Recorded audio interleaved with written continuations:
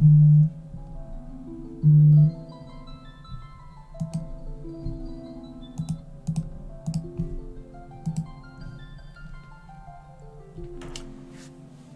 everyone, and welcome to the second video of Final Fantasy III, or second stream I mean.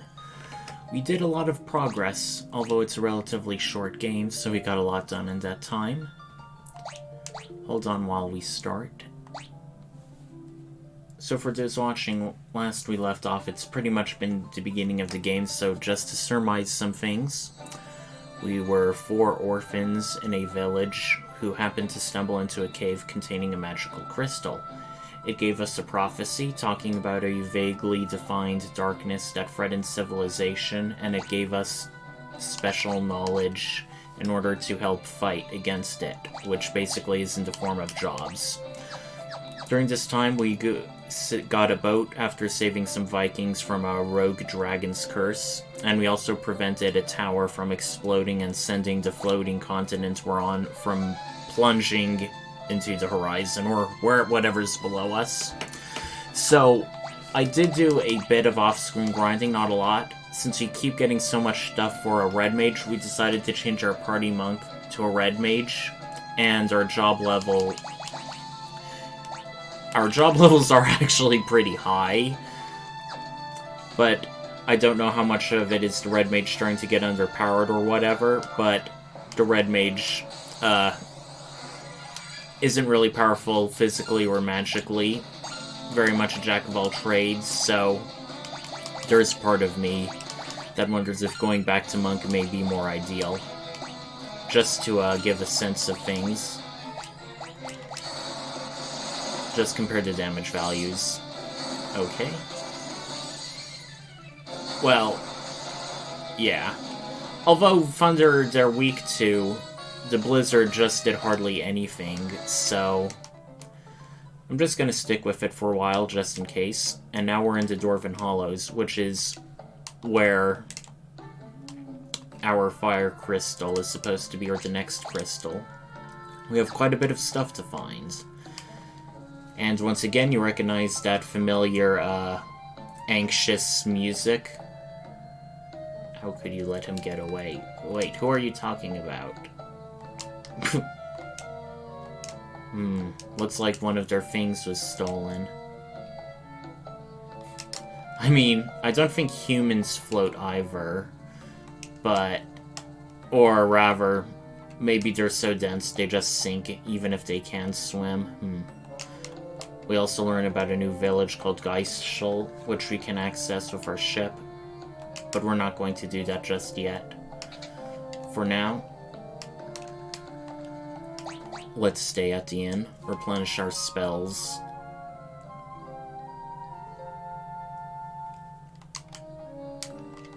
We're also well stocked up on items. I don't really think we need any.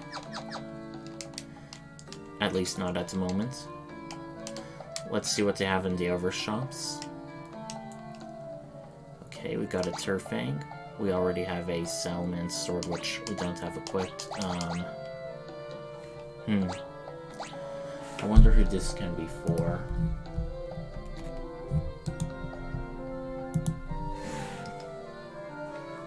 Hold on while I check some stuff.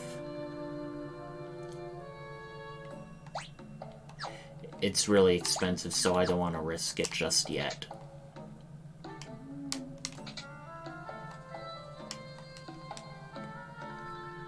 Okay, armor resistant to flame. All of this stuff will be relevant. We can already find a mage robe, and which we already have, and Kempai Jai later. It's worn by magic users, so there's part of me thinking may as well get it for our white mage.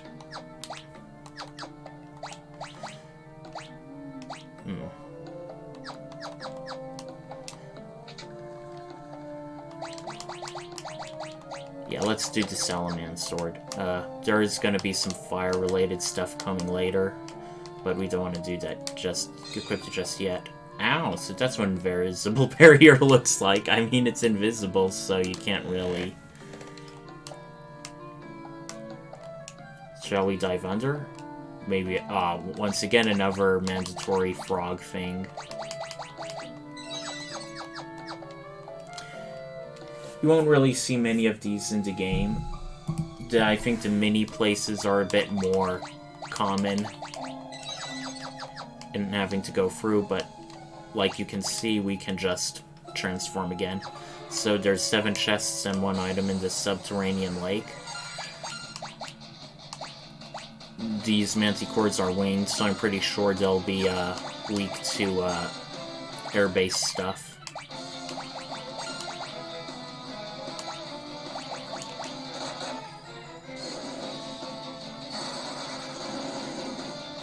Oof, that did hardly anything. That's a bit concerning. Oh, that did hardly anything with the red mage. Well, at least our white mage is a bit better.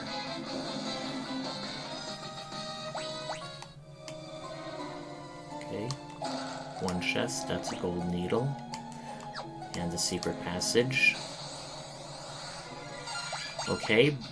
If you remember from previous Final Fantasy games, you are going to want to take these guys out as fast as possible. Yeah, I don't even care about, like, wasting spell slots. I figure if they blow up, I'm going to be spending a lot on spell slots on cure or potions anyway, so may as well just pop those off.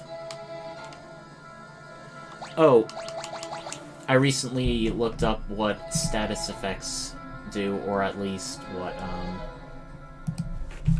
things like strength and vitality do. It's actually a pretty interesting thing. Final Fantasy 3. Sorry, I just want to look it up to make sure I get things right. Okay, so your statistics have a detailed breakdown. Basically, all characters gain +1 to their attack and magic multipliers every 16 levels, along with defense multiplier, or half that if they're not using a shield. That basically determines, like, how many effects you can effectively evade or block or whatever. You also gain +1 to your magic multiplier every 16 job levels, and every 4 job levels adds +1 percentage to your accuracy. Now, going further, hit points, are affected by your current vitality, which in turn is based on your current job. So characters who spend a lot of time as high vitality jobs will tend to have higher max hit points. Now, strength, of course, does based on your current level and job, and it gives a bonus to attack power. Agility does a lot more. It gives you a bonus to accuracy. It also gains a bonus to attack multiplier equal to 1/16 of that, and a bonus to defense multiplier equal to 1/16 of agility, or half that if not using a shield. It also grants a bonus to evasion and magic defense, so it does an awful lot. Vitality influences not only how much maximum hit point you have, but also a bonus to defense. So not only does it allow you to take damage more, it also lessens physical damage. Intelligence, it pretty much does almost everything to black magic power, black magic multiplier, and its accuracy. It also affects magic defense, multiplier, and magic evasion. However, White Spirit also does the same thing, but with white magic. So having both a high intelligence and a high spirit both help your magic defense and magic resistance. So, I just wanted to say that. Okay, we got more Zeus's Wraths. And we have these gross-looking stalagmite things. I forget exactly what they're weak to, so I just want to be conservative with my spells. From my magic users, at least. Alright, fire was quite effective. I like to see that. Alright. More Zeus's Wraths. And another gold needle, seeing a bit of a repetition in treasure, but a... Okay, I think we can comfortably get off. Yeah.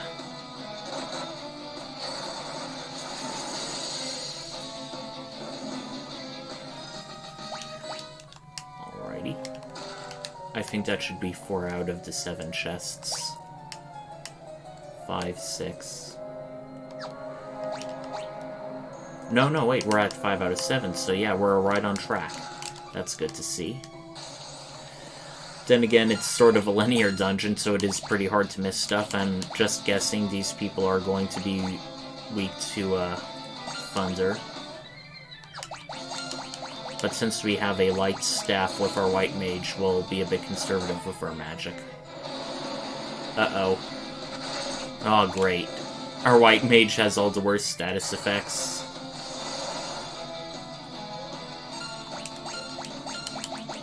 Alrighty.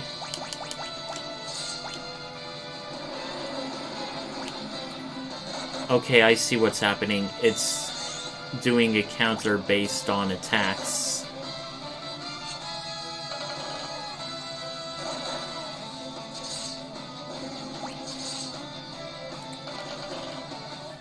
Oh, I didn't realize I had it on auto. Jesus.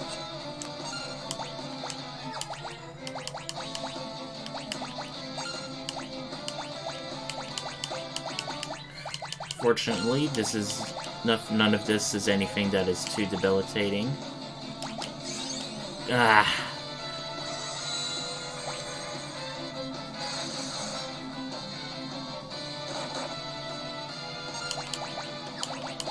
All right.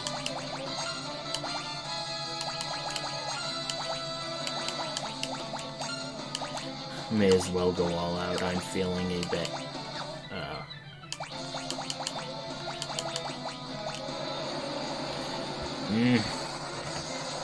Please die already.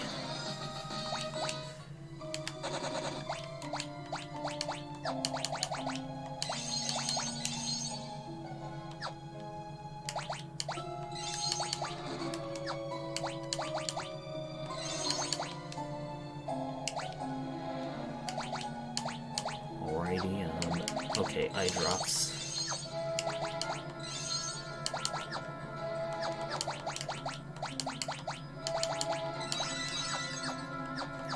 Okay, that battle took a lot out of us. Fortunately.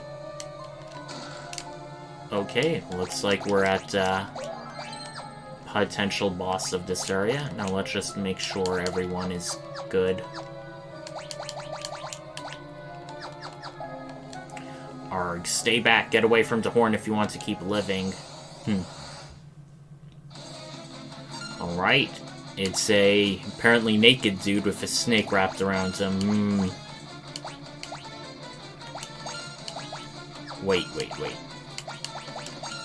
Well, before I accidentally waste any spells he might be resistant to,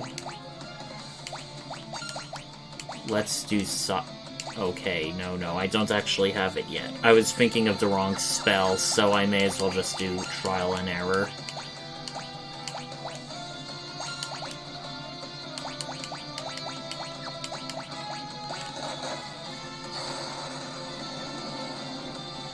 Okay, that did not do much.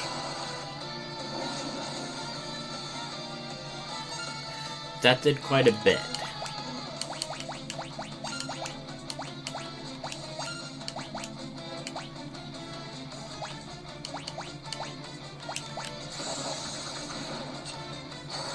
Okay. At least he can still cast spells as mini. Just make sure he doesn't get physically attacked.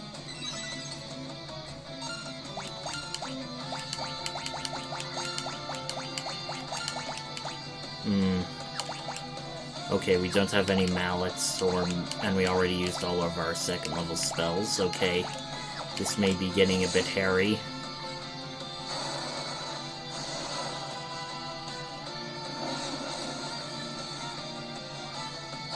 Okay, someone's getting a Cura next round. Or a high potion at least.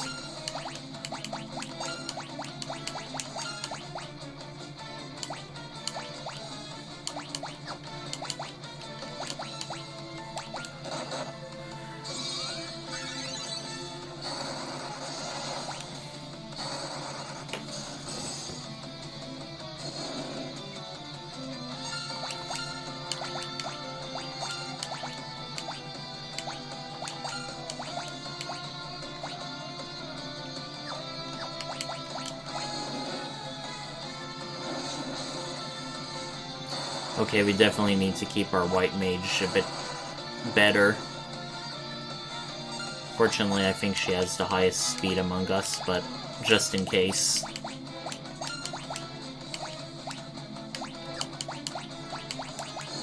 You know what, let's just heal the entire party in case he gets off a powerful attack.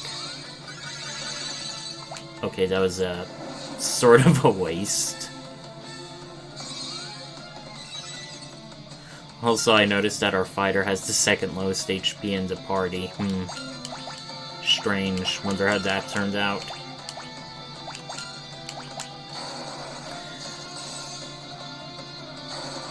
I do remember finding this battle moderately difficult the first time I played Final Fantasy III. Okay, that is not good.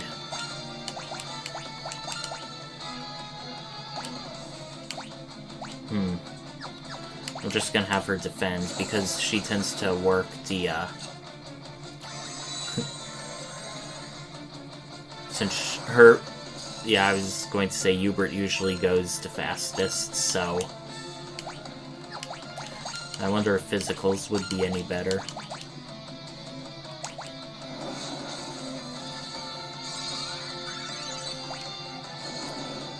Okay, I'm gonna switch to hype. Okay, finally! Alright, now with the horn, the dwarves should now be all happy. And they also got a lot of experience for that. Job well done. Obtained the Horn of Ice. Aw, too bad. We can't really teleport out of here.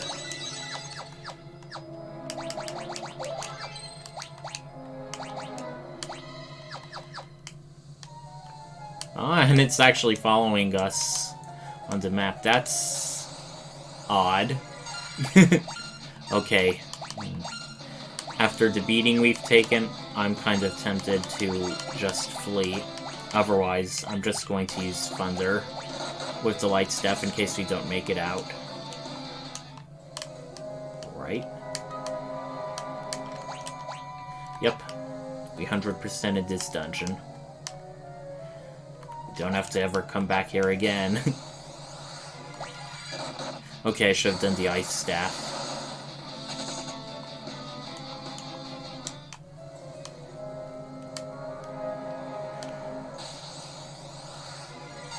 Okay.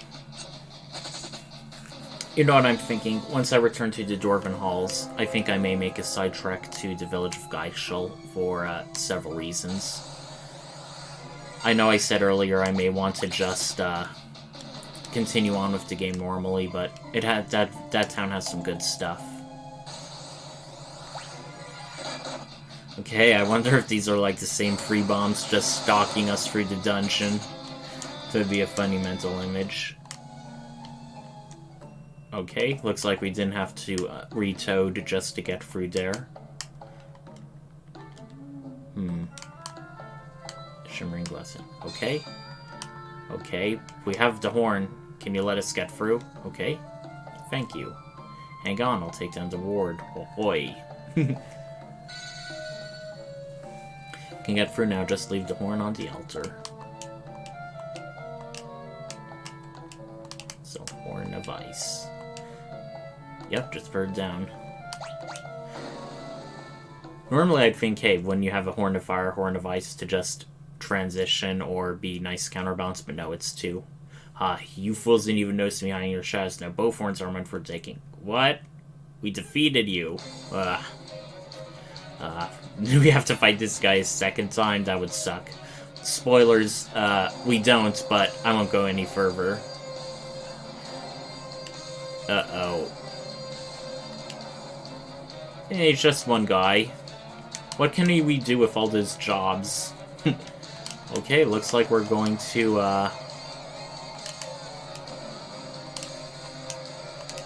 looks like we're going to, go to the ice cave or wherever he headed to get the fire armor.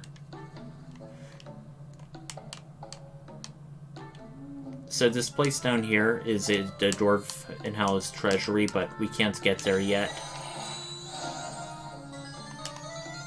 We do have one half of a recovery spring. The other half is the inn.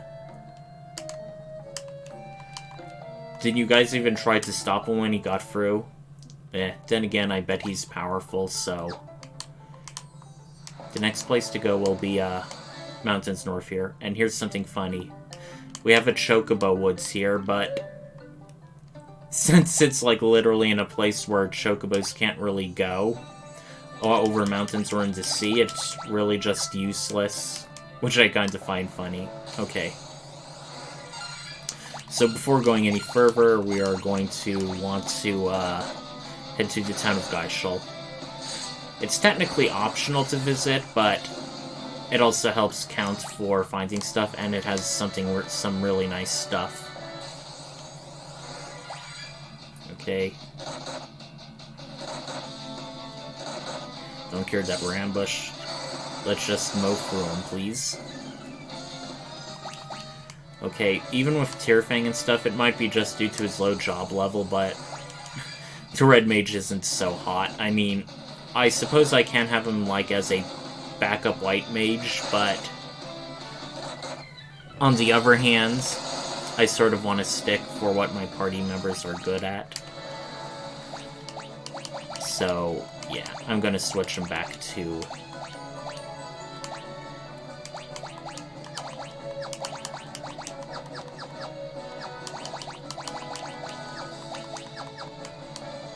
Monk.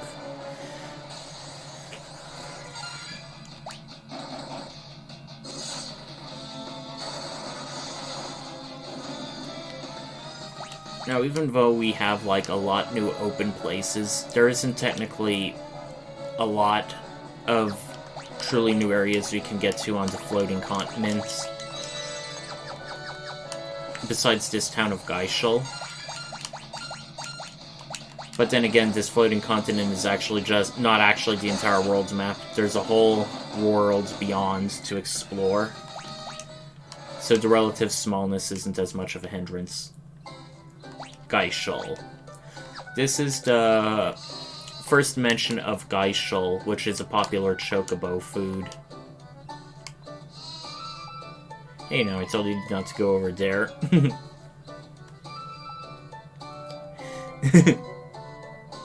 And whenever you talk to her, the sheep just come running around. That's pretty funny.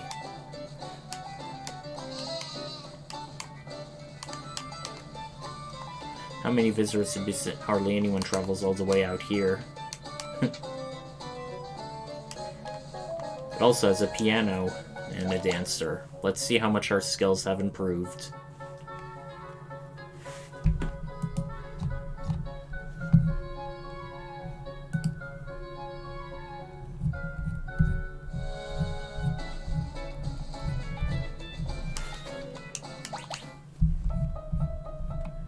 Beethoven. I think. Looks like we just can't start for whatever reason. How do you like my routine? People still don't like my piano skills. I like how even the character acknowledges that the item storage thing they have in this game is kinda gross.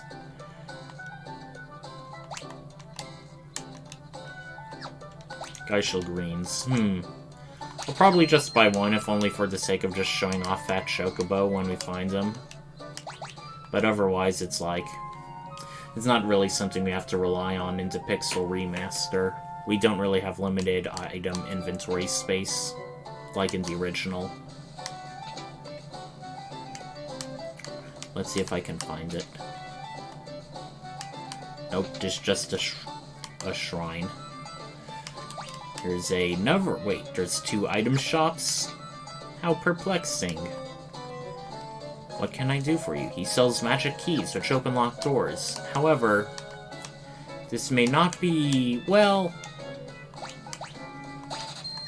We'll just get 2, just in case.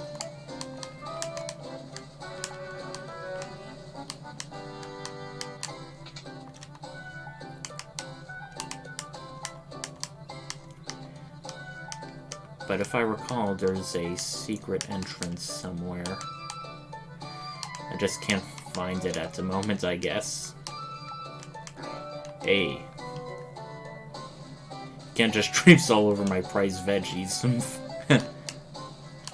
Kinda like how the game acknowledges that. Hello there, LA Cozy. Welcome. You didn't miss much. We briefly visited the Kingdom of the Dwarves to help retrieve their ice horn from a thief, only for the thief to take it and trying to get the fire crystal for himself, but before we do that, we're doing a bit of a side trek or detour to the town of Geishel, which is basically not only a town with chocobos, it's also the first mention of Geishel, the concept of Geishel, which is basically a favored food of chocobos throughout the series. You can also go back here. I wonder if there's like... Nope, it's just a little thing.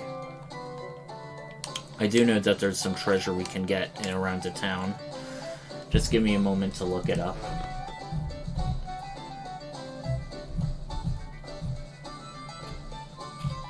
Okay. Okay, I know where to go.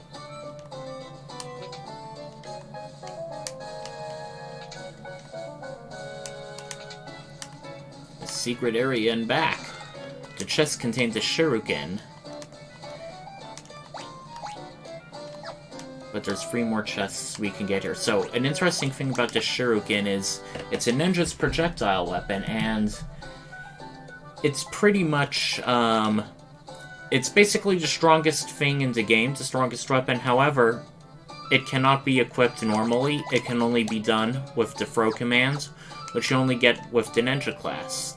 However, not only is the ninja really late game and in an optional dungeon, we can later buy shurikens for ourselves, even though they are a bit expensive. So for that reason, we're actually going to shell the shurikens. And I know some people say, oh, it's useful, you should keep it around late game, but by that time, I am sort of hoping that we will have more than enough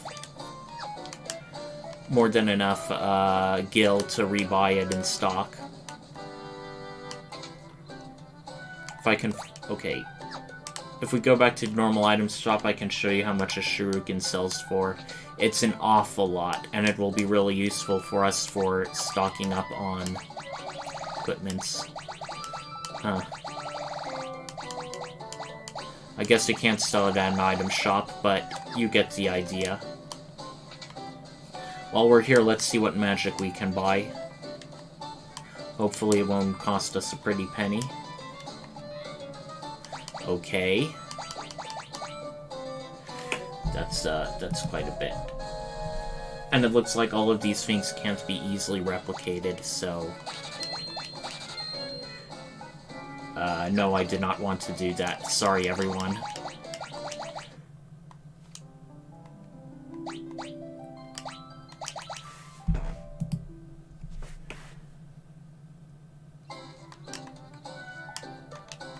Okay, now let's buy the things I really do want.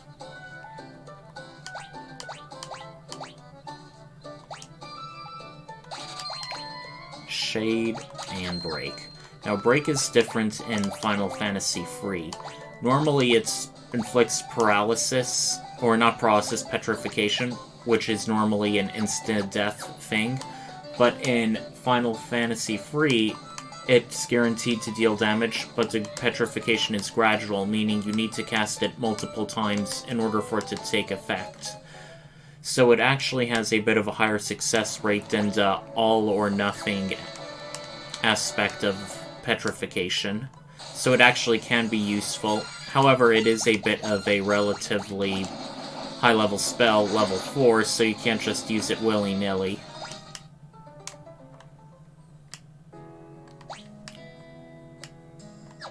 Okay, there's the weapon shop.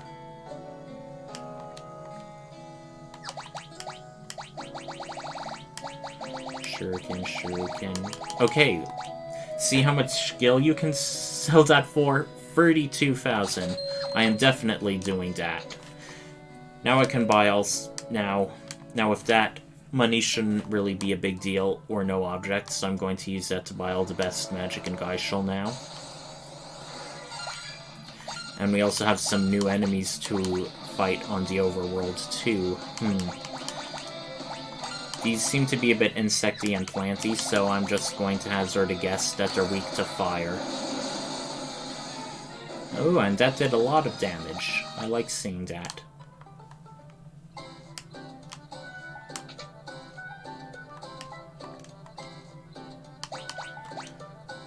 Libra, confuse, silence.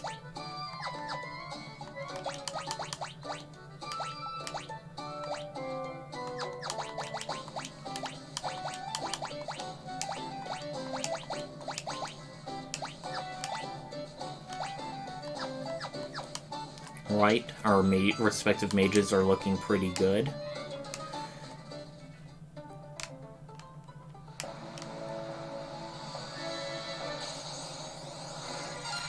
Now let's fight our way back to the Dwarven Mountains.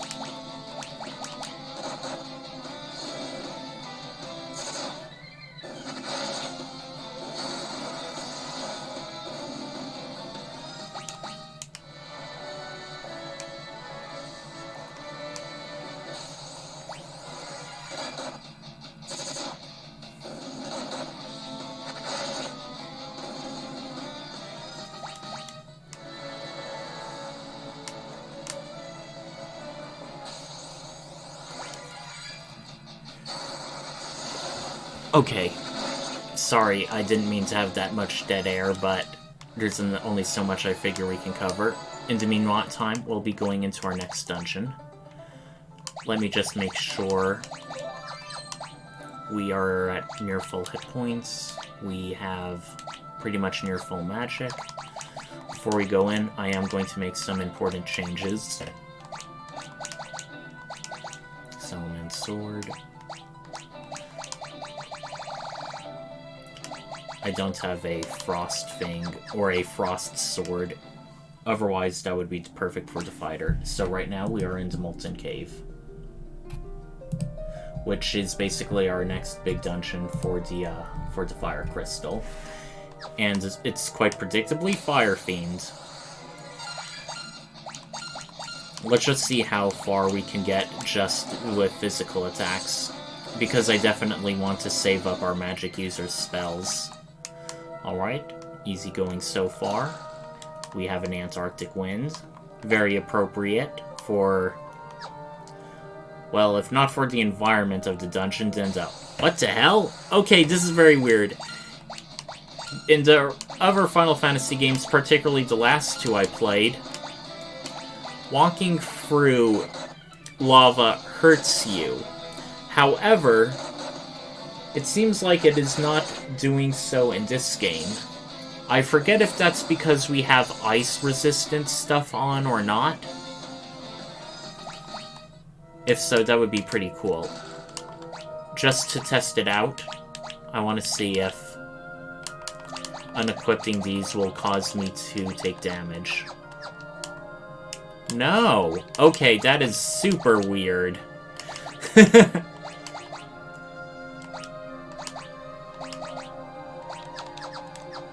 You're literally walking through molten lava and nothing is happening. That's actually kind of funny to me. It definitely makes Final Fantasy feel a lot quirkier than the other Final Fantasies. Alright. Just going to guess it's weak to Blizzard, or like so many other Adamantoises, it just...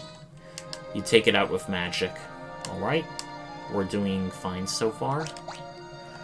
There's 7 chests in the Molten Cave.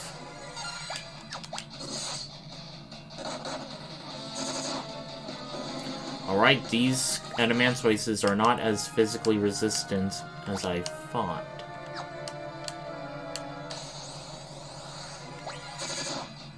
And we seem to be encountering a lot of them lately. Come on, mix it up. Give us some more interesting encounters. Okay, now this is what we want. Freezing Blade. Not only does it cast Blizzard when used in battle, it makes our default attacks Ice Elemental, which will be super useful for us. Oh well. We have like 20 more spell slots. Okay, so finally, do we actually take damage when we go through?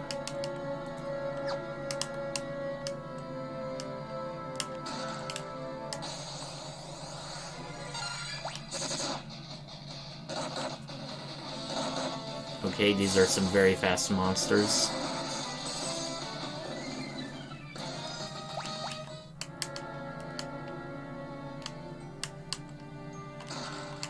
Okay, more high potions.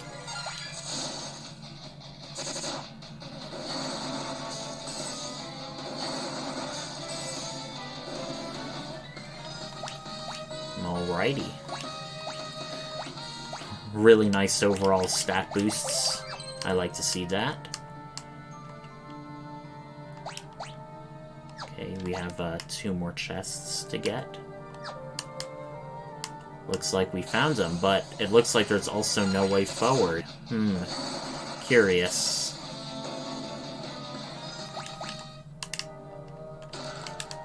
Okay, we got a little rinky-dink potion.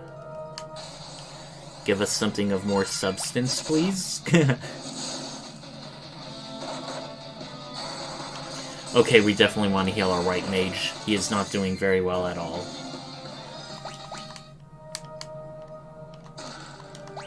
Okay, and even though it was a while ago, some of you may recall from our tutorial and last video of hidden passageways.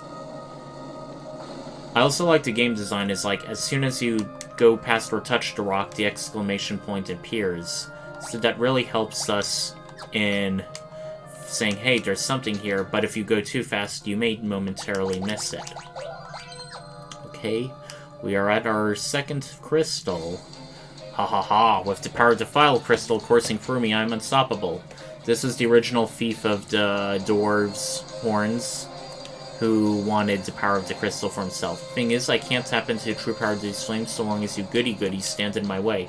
Nothing personal, but this is where you meet your maker. He attacked with the formidable power of the fire crystal.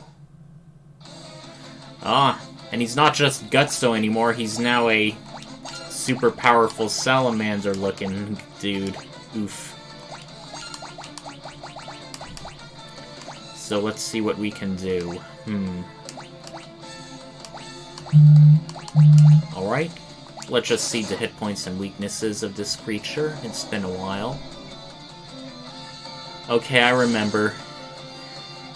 I think this is a bit of a gimmick boss. He has a very powerful flame attack. Vulnerable to ice and water. Okay, so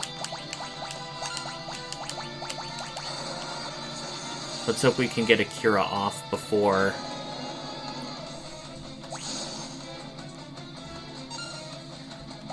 Welp. I think we're as good as dead. Okay, so let me see what the trick to this boss is. If any. Apparently there's no trick, you just gotta hit fast and hard before this boss really takes out the whole party. And also we should fully heal everyone before this battle starts.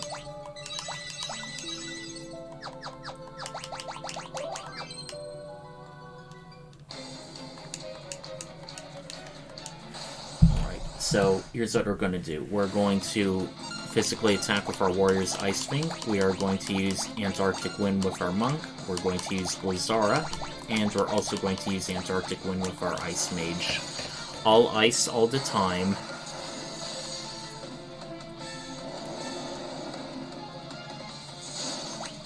Alright.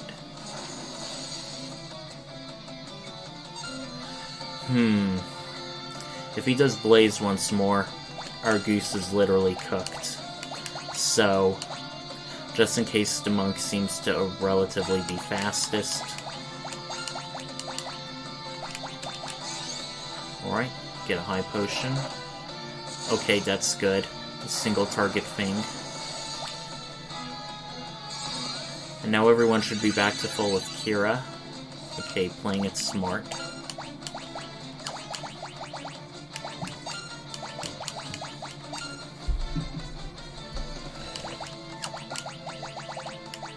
Okay, this will be our last, or second to last Antarctic wind. One or the other. Okay.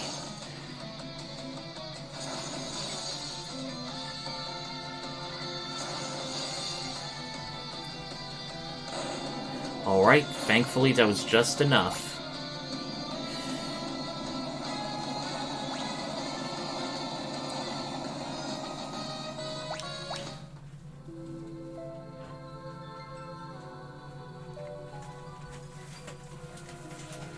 And now we have nothing to do but check out our second crystal, Warriors of Light. I bestow upon you the power of light kindled within my flames. And now, not only are we fully restored, we now have a new set of jobs. Ranger, Knight, Thief, and Scholar jobs now available. Now, the thing about Final Fantasy III is, unlike Final Fantasy V and future games, where jobs were meant to be like more or less unique, with Final Fantasy III, you will get jobs that are more or less just straight upgrades in comparison. The Knight is pretty much a straight upgrade to the Warrior. Hold on, let me just unequip everybody. Let me talk about the new jobs. So, the Knight is pretty much a straight upgrade to the Warrior. It has Guard, which is a more powerful version of Defend. They also automatically block any attacks directed towards someone who has critical hit points, which is low hit points and into red. The Ranger is basically a ranged fighter. They can only equip bows and arrows, but they also have the ability to multi-target, where they shoot up to 4 arrows at random foes. There is the Thief, who is pretty much a nimble fighter who can steal from enemies. In fact, it's the first time the Thief class can steal, and while it may sound useful, most of the things you can steal from enemies, bosses included, tend to be like common consumable items, so it's not like future Final Fantasy games where there's like only rare and unique weapons that you can get only from stealing from bosses. Finally, there's our Scholar, who is a bit of a unique class. The Scholar is very intellectual and surprisingly does not know magic. Instead, they come with an ability where they can automatically scan a foe, and once they scan, they learn the enemy's weaknesses and they automatically take out any debuffs. Additionally, they're very good at using items. They double the healing and damage value of any items that they use within combat. However, the Scholar is a bit situational, as they aren't really broadly useful. They will be relevant to our next challenge in the game, but besides that, However, for the sake of it, I am a bit motivated to switch to the various new classes, if only to show them out. I'm debating between Ranger and Thief.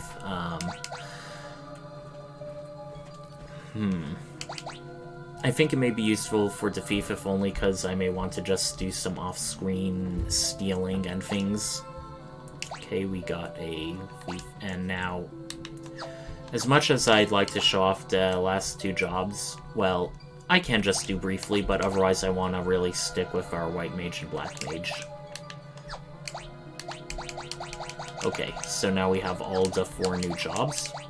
Our Knight is very much going to be quite similar to others. They can equip many of the same weapons and armor that a fighter can, except I think for like bows and stuff.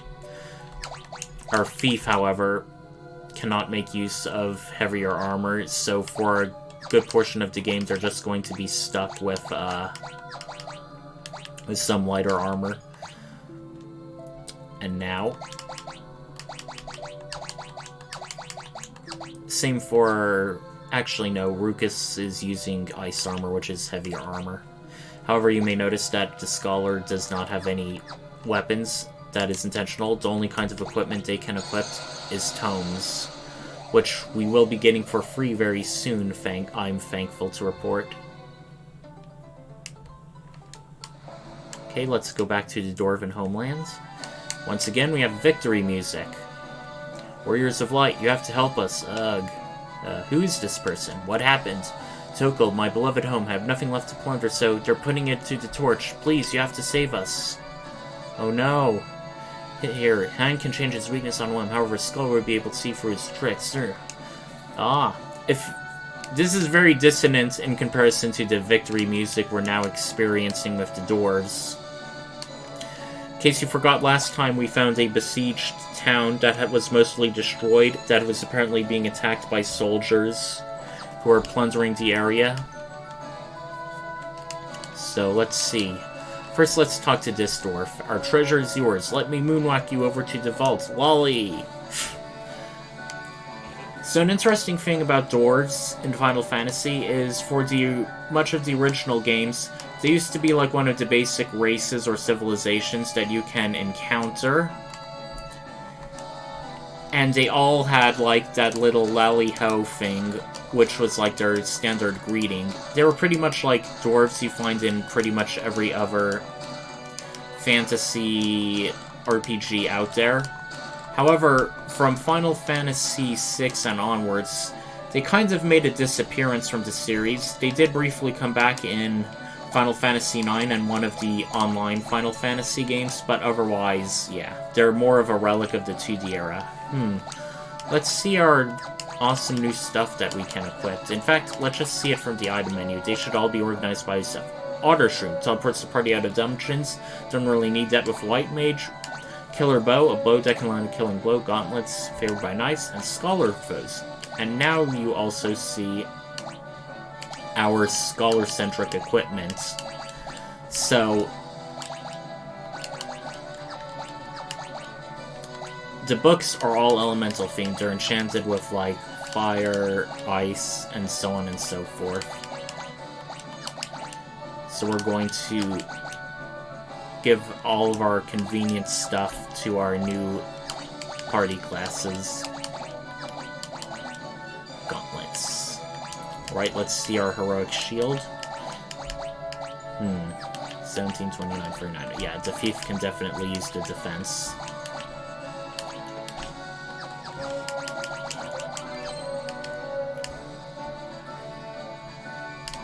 And just in case, let's restock our supplies at the item shop. I think it should be this one. Yes, I'm correct.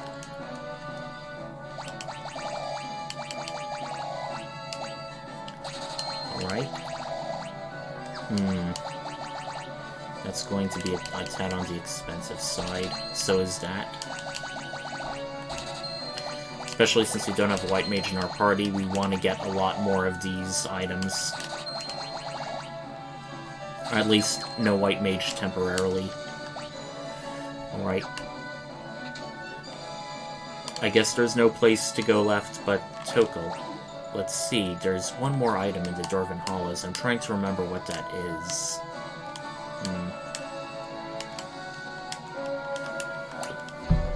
Before I leave, I just want to check.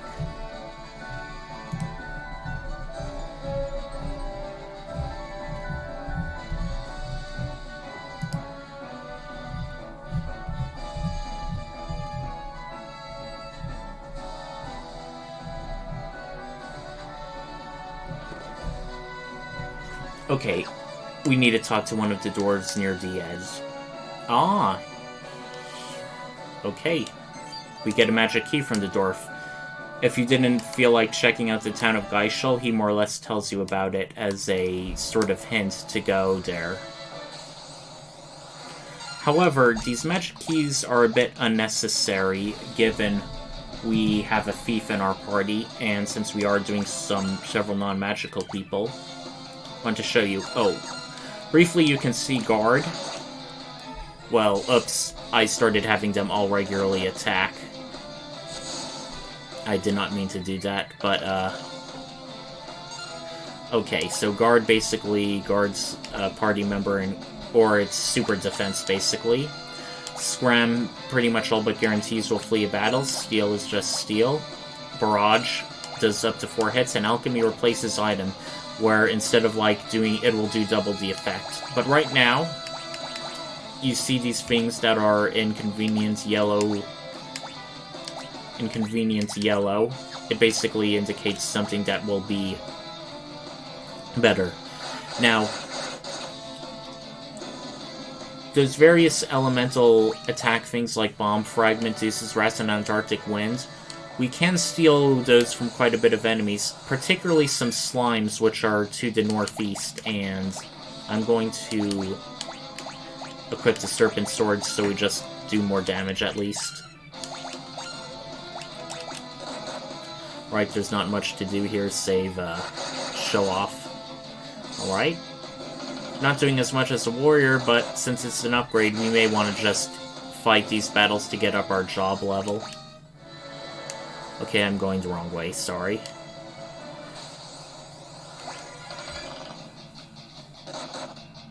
Yeah, I need to switch the Lightning Tomb to the Scholar.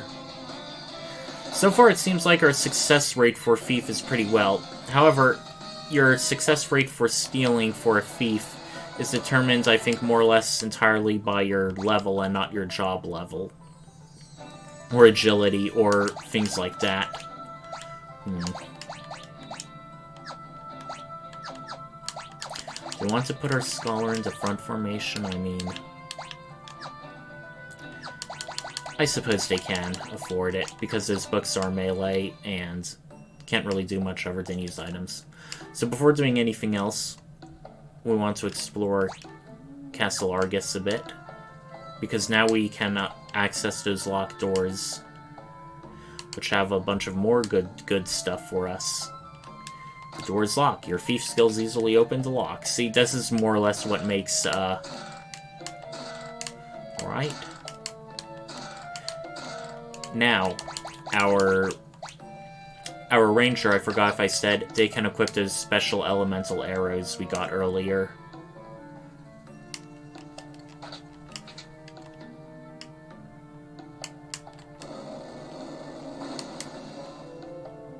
Now, these books you see are just decoration. You can't actually read from them. Alright, looks like we have everything but 2 items to find in Castle Argus. I think those things are plot relevant and got them later, so I think we can skip the area for now. But just in case, like I said before, I'm just going to quickly check. Okay. Upstairs. Okay, never mind. It's something I can't get just right yet. So we got everything we can, at least in this castle so far. While I am tempted to grind a bit, time is money, and you guys are all all you fellows are watching, so I want to at least proceed with the plot a bit, show off more interesting stuff. Alright, we're doing quite a bit of good damage now. Oh, that's our first failed steal. So far, these classes are pretty competent even at low job levels. However, several of them start to become outclassed. The Ranger, in particular, much like Final Fantasy II, bows are a bit few and far between, particularly near the end game. And once again, the Scholar, a lot of things they can do, mages can do better. Okay.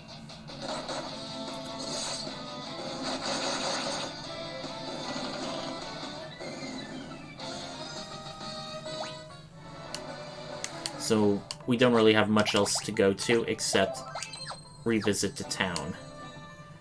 Let's see if we can finally help them with their little bandit problem. Can't move. There they are, seize them. Oh no!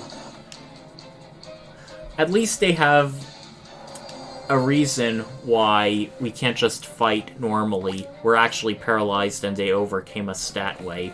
Rather than just, oh, we're going to make your character suddenly incompetent in a cutscene and they get trounced that way, even if they're like super powerful. Now, Castle Hein is interesting because it's the first dungeon with first truly missable content.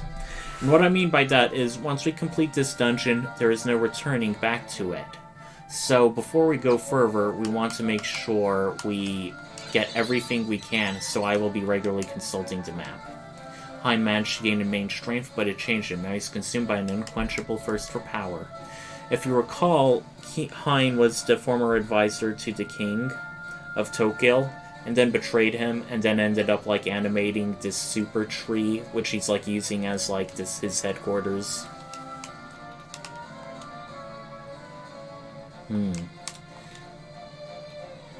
Now we're starting to learn more about him. Argus. Ruler of the Castle North Desert, but I can hardly call myself a king when all my subjects are missing. Hein cursed my soldiers, you see, bending them to his will. Last it all, someone's my most trusted advisor. Are you alright, your majesty? I will be fine. What happens is that you find Hein and defeat him, okay? We'll try that, okay? Found a way out, an opening I won't live, but you might. Use the sprinkler cells. Ugh. Well, this is one of the mandatory mini areas. Looks like a tight fit. Okay. And here's another secret area. And either a soldier or a demon-possessed soldier or a demon in disguise as a soldier. One or the other. Let's see if we can take him out quickly. Did a decent amount of damage. Get the feeling we would have done more with Holy Arrow, because demon, but hey. Okay.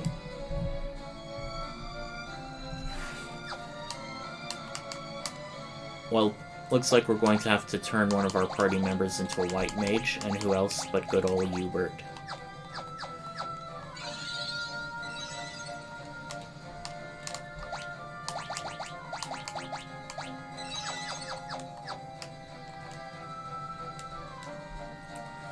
Now, we don't necessarily need mini throughout this dungeon, so not only are we going to unmini ourselves, we'll also change back to the Sculptor class and optimize ourselves, so...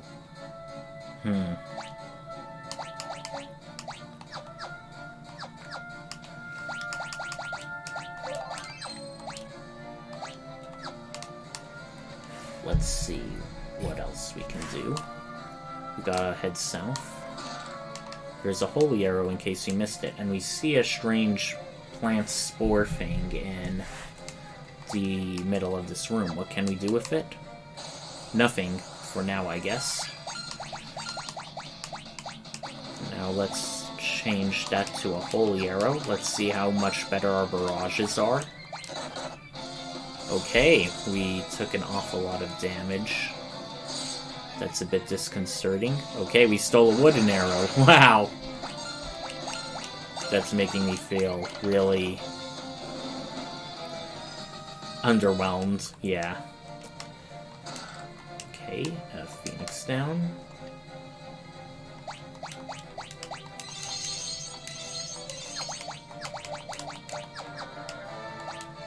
And 3 doors. Now... in addition, of course, to items you can never get back, there will also be enemies you can never encounter again, which I at least did grind for in order to get them. But again, this is one of those missable content areas. Okay, changing to fire was a bit dumb. For some reason I thought being mummies, they would be vulnerable to it. Ugh. And we seem to be taking quite heavy damage. Except for our knight.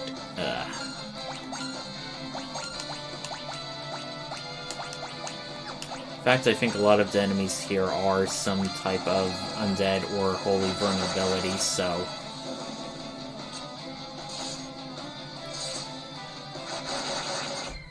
physical attackers aren't doing much, but as long as we can level up their jobs and our rangers continue doing good stuff, that's not as big of a problem.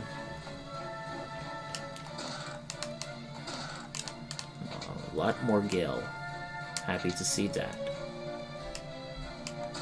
Zeus's Wrath and Phoenix down. Okay.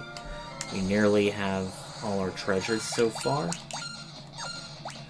I'm not even gonna bother stealing. I just know I'm gonna get a crappy wooden arrow. There are some enemies in this game which have multiple things to steal, or have what they steal from them randomized, but in pretty much most of those cases, it's pretty much consumable items again. There is one monster in this game which has a rare thing to steal from, but you need to be a high level in the game. However, when I tried that, I noticed that in the Pixel Remastered, that didn't really affect things, so... it did feel like a bit of wasted time, but then again, hey... Okay, we now have a royal sword. Legendary blade fit for a king, and also conveniently for our knight. We're definitely going to be equipping that. Hopefully it really increases our attack power.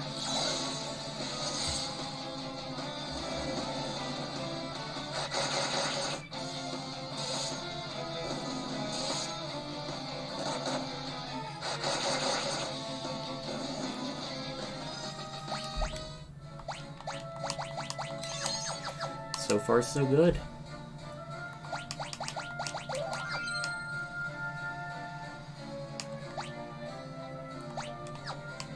Two more chests. Alright. I forgot exactly what Delamia is weakened to, and yes, well, I know I sort of can look it up. I already have a bunch of different tabs open, so it's like... I don't really want to add more, but then again, also these things are pretty quick. Also, we seem to have a bit of partial enemy nudity, much like Gutso earlier, who was like a naked man but with a snake wrapped around him. In this case, Delamia looks like a topless snake lady. Okay. Okay, lemurs. I forgot what's up with them, but I'm pretty sure that they will be vulnerable to stuff. Vulnerable to holy. In fact, most of the enemies here are unholy related. Okay, we didn't do as much damage this time with our ranger.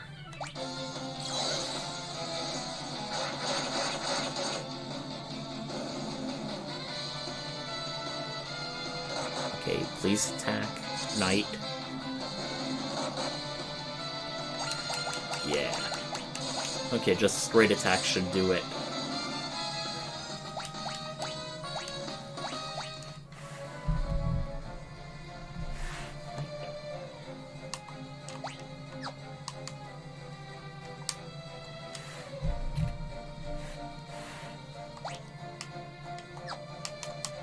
And we have our last chest here.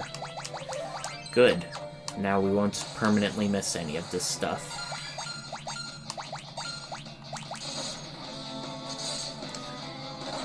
Let's just hope we survive this encounter.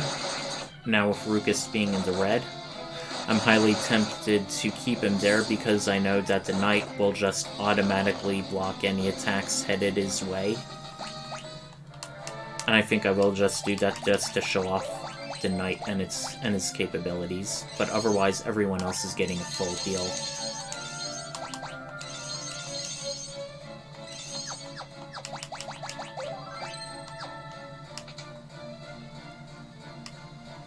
And here we meet Hein. It's Hein the Mage. This fountain of corruption, dark power is truly spectacular. You could never understand. With this power I can move forests, control armies. I can hold the world in the palm of my hand. All those who dare oppose me will be annihilated. Right now we have Fun, a boss which is pretty much tailor-made for like the Ranger and Scholar class, and you'll soon see why. We got several people telling us about his barrier shifts and stuff. Well, for now, we did hardly any with our Ranger, and we also stole a high potion. He has no weaknesses so far. That's a bit disconcerting. Let's see if we can steal from him again. Since he does seem to have weaknesses, let's just do a non-elemental iron arrow. And for now, we'll just regularly attack. Okay, that's not good. We definitely want our Scholar to be awake for much of this.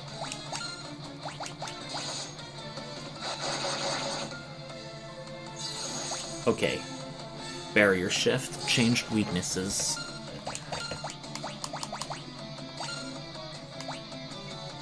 Oh wait, our Scholar just woke up. So let's study what he's weak to now. Vulnerable to ice. So next round we're going to be switching to an ice arrow. And for our knight, an ice sword.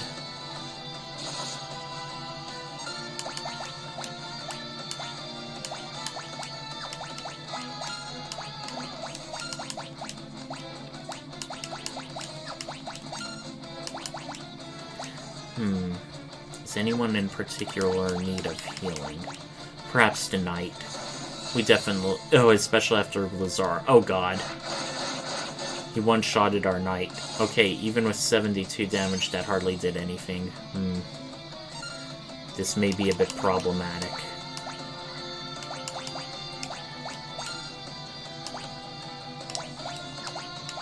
Wonder if a regular attack will do a lot more or not.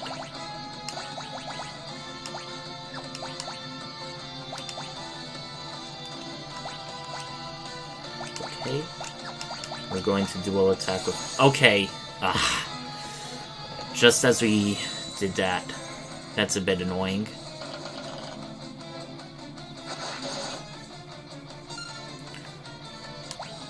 We're just going to guard and high potion our knight and defend. We're going to play defense this round. Okay, vulnerable to fire.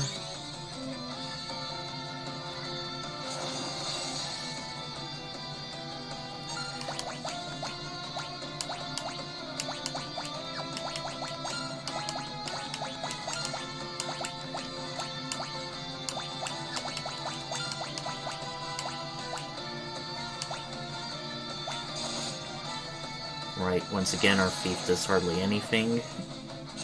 Ah, you whiffed!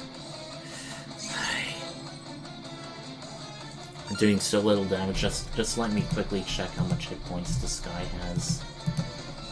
Okay. Okay, yeah. At this rate, it'll take forever, so, sorry everyone, I'm just going to,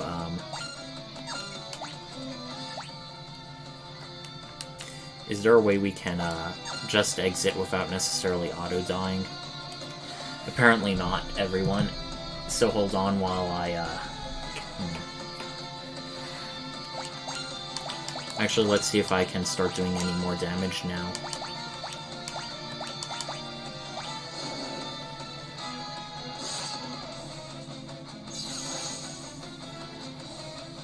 Yeah, this is a good reason why I think I saved before Heinz Castle. I definitely think I will be sticking with my,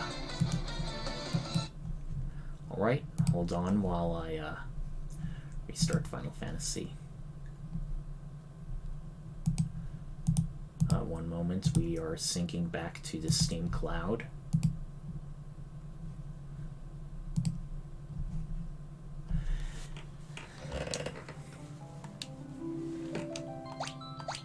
And so we don't lose our progress, here's how we're going to do things.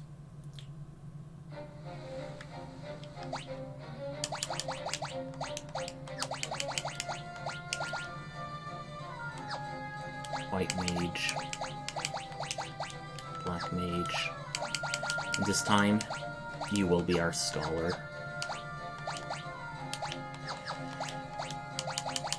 And fully restores HP and magic points. Yes, it's rare, and yes, this is being a bit cheap, but the alternative is going back through the dungeon, probably in a passage that we can't really access, so this is best in the long run.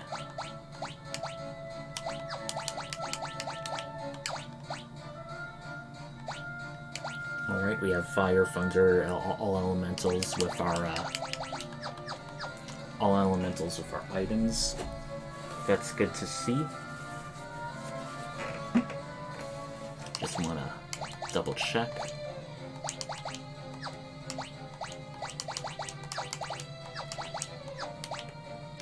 Okay. Our Scholar has hardly any, so probably going to put him in back. In fact, we're just going to put everyone in back save for these people. Alright, hopefully this should now be a much quicker battle.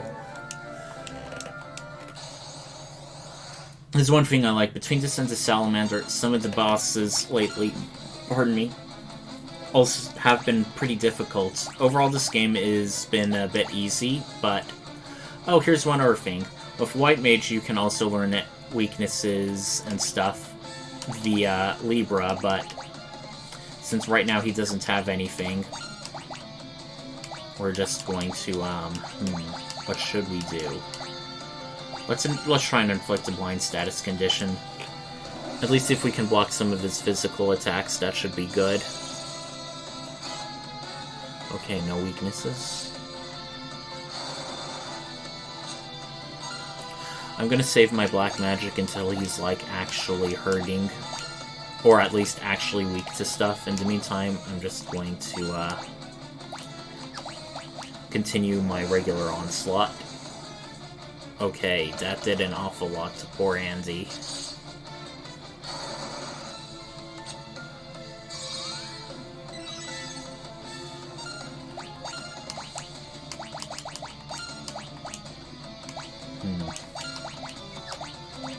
Almost tempted to pop off a low-level spell, if only to cause him to see if that causes him to barrier shift. Hopefully it should. Okay, that did. Okay. His weaknesses are now changed. We're going to see what those weaknesses are with the Scholar now if we can. Let's see if inflicting silence would be worth it.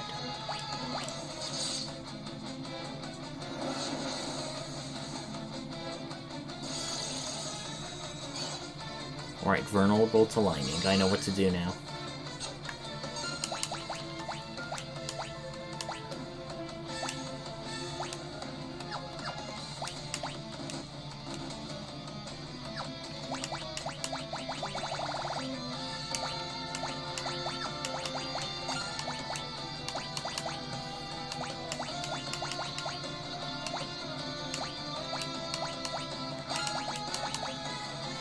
Fundara, baby, and Book of Light, Book of Light. I know I'm in the back row with the Scholar, but hopefully this should do a bit. No, it did not.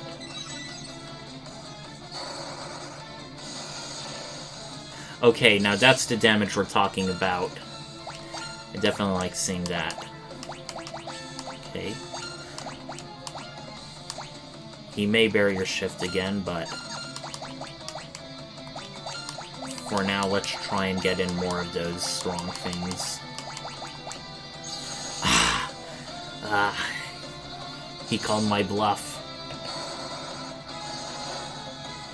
Okay, now even worse, I'm healing. This is painful. Okay, but nothing we should be unable to overcome.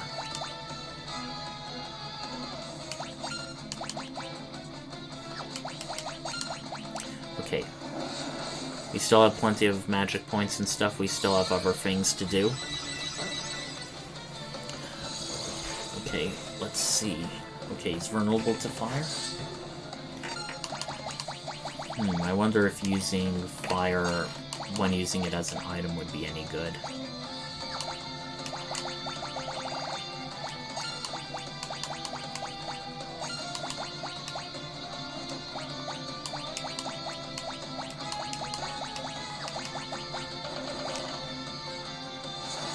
Alright, we got him.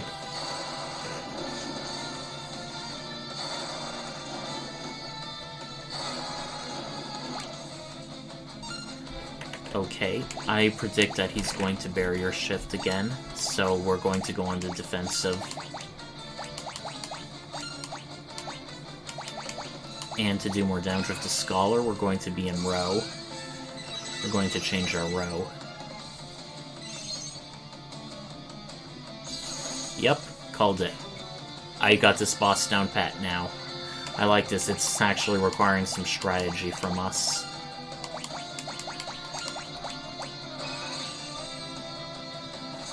Unfortunately, this is like the only boss in the game where barrier shift is a big part of the strategy. So after we use this, the Scholar isn't going to be as useful.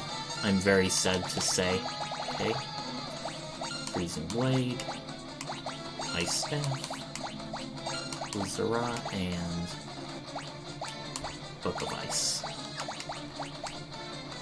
Okay.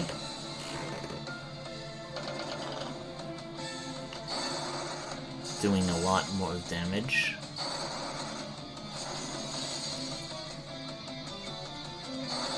Very nice indeed. Okay. This Does anyone particularly need it? Okay, our guy does.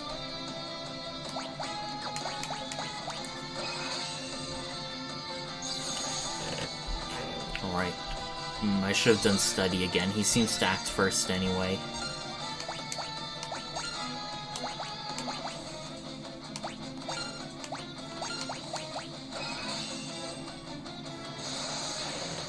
Okay, I don't know if he's going to barrier shift after that. I hope I didn't fuck up my orders. Okay, vulnerable to lightning.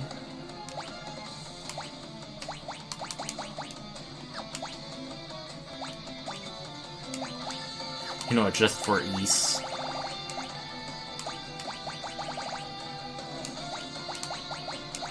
Wait, where is it? Okay, Serpent Sword. Why can't I find Serpent Sword? Okay, this is getting weird.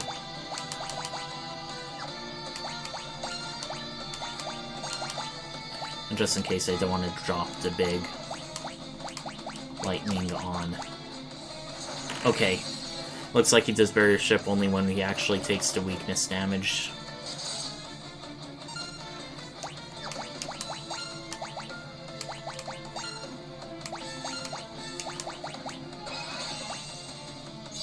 Okay, good. Study again. Vulnerable to ice. Okay, let's go all in with some ice now.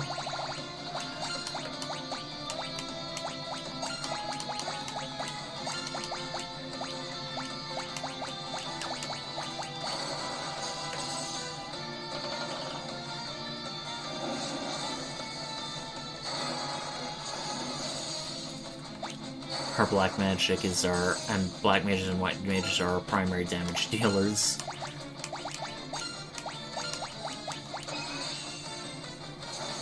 Okay, he is still doing his same thing, but I know that as soon as I start doing other stuff, he's going to barrier shift again. It's just what I predict. Yep. Okay. One other thing I did want to talk about Final Fantasy III is, at least in comparison to Final Fantasy II,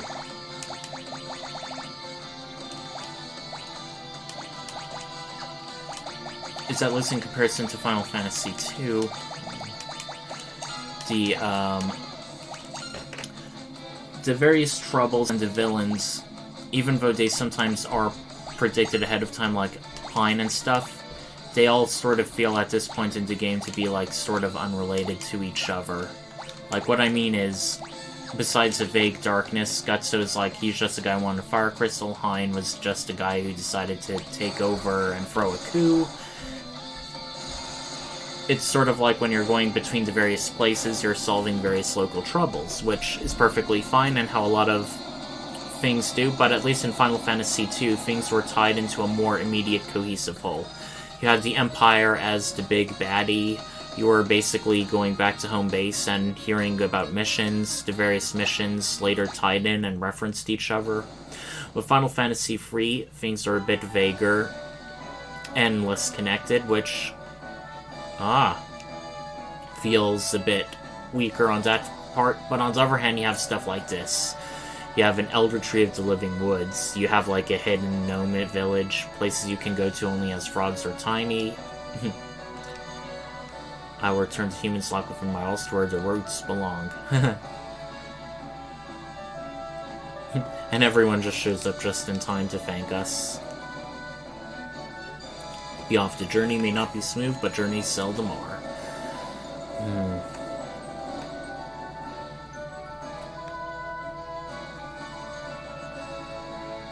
And now we have on the world's map, it's showing where the tree is going. Way back over in the Living Woods. We have arrived, saplings. You may alight. Let's get down.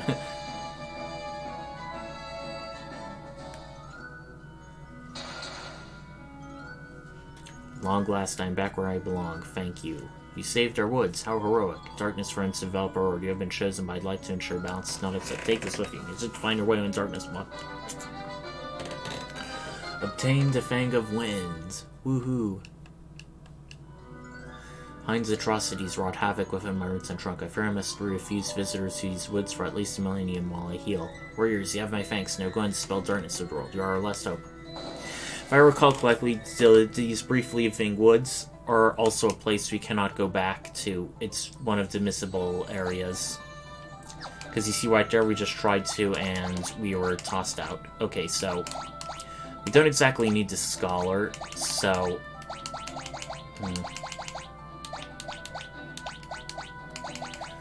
So what to switch? We can always go back to monk. That's good, it's a high hit point class. Red mage is at this point in the game going to start falling off. As much as I'd be tempted to do scholar, the less consumable items we have, the less useful it'll be, so for now, I'm just going to have our yeah, just change him to a thief. So at least we can steal more stuff. Now let's go back to the town that we just liberated. I'm sure they'll have some nice rewards for us.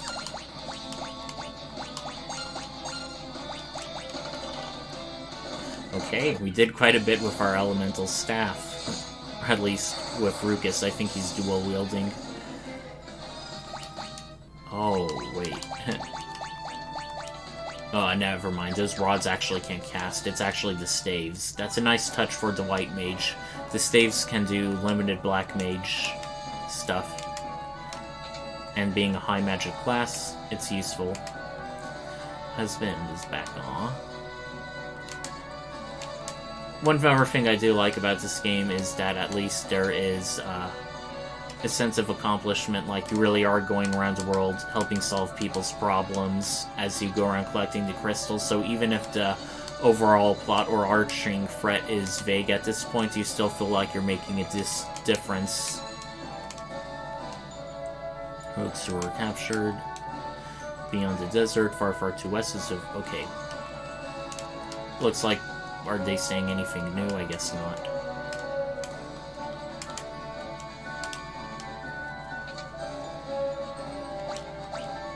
Okay, there's not much left for us here, so let's go back to King Argus in his castle.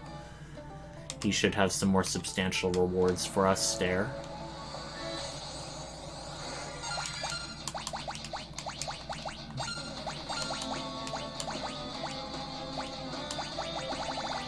We don't have, like, a Thunder Rod equivalent. On the other hand, we're doing a lot of damage, which I'm happy to see.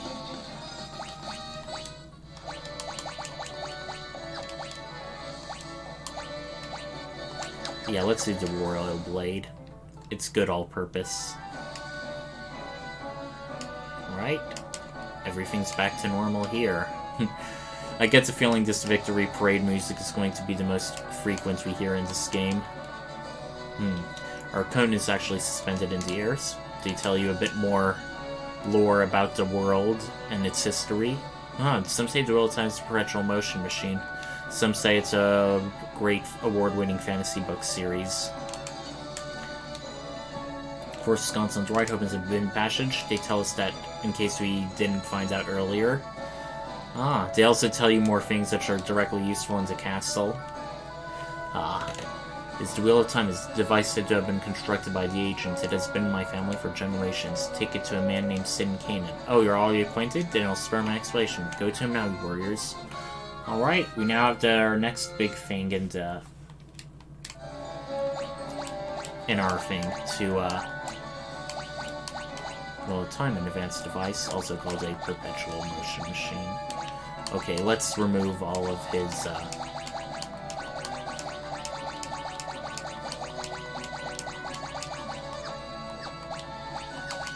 Okay, now let's resort everything. But before we go, there is one person I want to visit here. Remember those two items that it said we needed to get? Well, they are elixirs, which will be given to us by the castle's resident white mage. It's only a matter of finding them. Okay, they're not here. Or at least not in this section.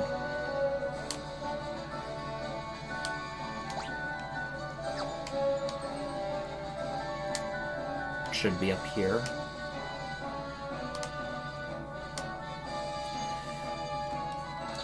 Alrighty.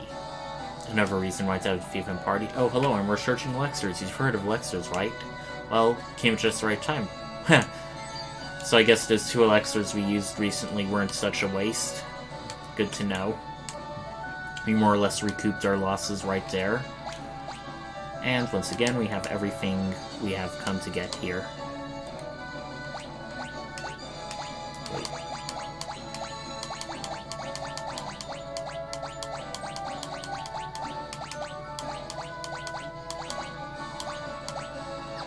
Okay, good, good, good.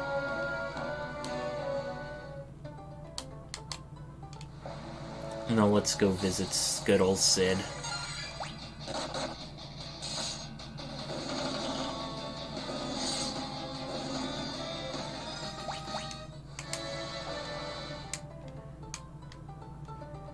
Wait, I'm going the wrong way. These enemies aren't exactly going to be the strongest, but I still feel like just fighting them anyway, if only to get more actions for job levels. So even if you're like fighting weak enemies in this game, it's, pardon me, still can be worth it, if only for EC job level rather than normal level. And for now, I definitely want to keep the knight at least in our party for a while. Oh, let's tell this woman about Dish while we're here. What? He threw himself into furnace in Tower of Owen? He's probably... We probably shouldn't have said that. But I guess she deserves the truth. I mean... Yeah. Just imagine being in the party member's place saying, maybe we should break it to her nicely. Be vague, say, oh, he died as a hero, saving the continent, standing on his own 2 feet against a monster. No, he just jumped into a burning furnace. It's like, come on, have some tact, have some respect. And now we have Sid just absentmindedly talking about the Wheel of Time. It's kind of funny how this game telegraphs things. And in case having one airship in this game isn't cool enough, we're going to be getting another airship. So yeah, our normal ship can only make landing on water, but it can now fly. Ooh. I like that. I like that a lot. I used to work for King Argus. With the Wheel of Time, he became famous as an airship craftsman. I sort of find it interesting, even though he was like a famed airship designer. In this version of Final Fantasy, at least, Sid's overall just a chill, low-key guy. I mean, in the second game, he was like abandoned his country to just, you know, profit for himself before regretting it and giving the airship to you. Final Fantasy IV, he was similar. He had a change of heart once the kingdom he was working for started to go bad.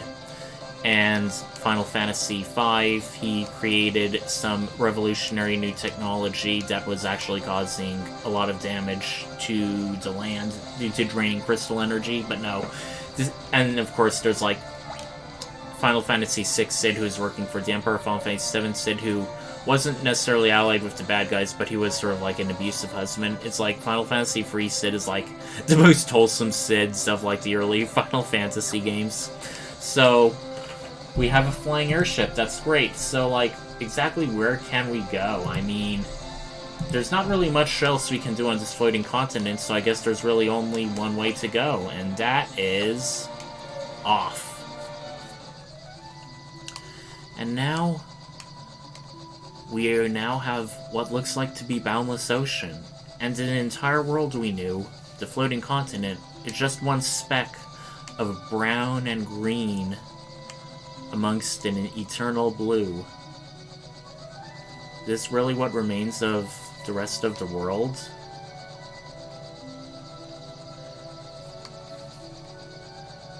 Wait, there's an island, but just entirely surrounded by... Yes, we can sail normally, but there's not always as much incentives. Maybe there might be interesting monsters to fight? Huh, no. Weird. What about just sailing normally? Hey.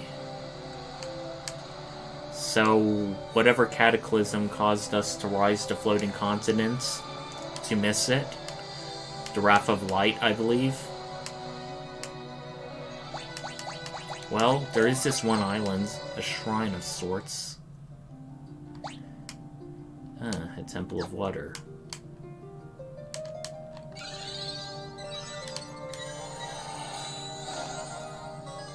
Should we be here so soon? Voice echoed through the temple. Only Aria, the priestess of the Temple of Water, is permitted to touch the shard of the water crystal. Ooh! Aria? Looks like we're stumped for now. Guess we gotta return later. What about this cave and back?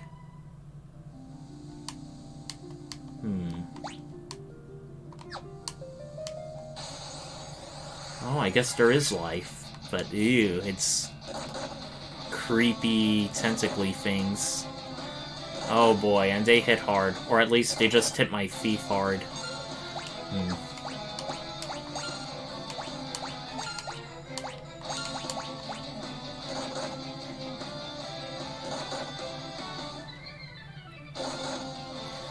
Well, let's see if we can take them, okay?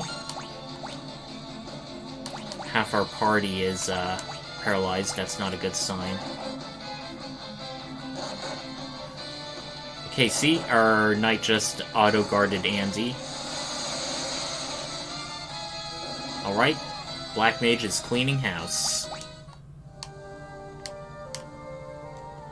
Door is sealed shut. Hey. So it looks like we really are just in a weird, empty world. Not much but animals and beasts in caves.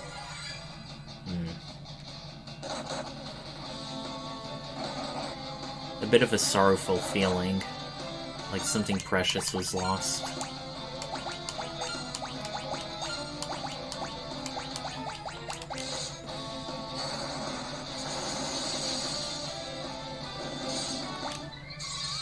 Okay, looks like we're not doing much damage with our knight, but I guess he's a bit more defensive-minded anyway.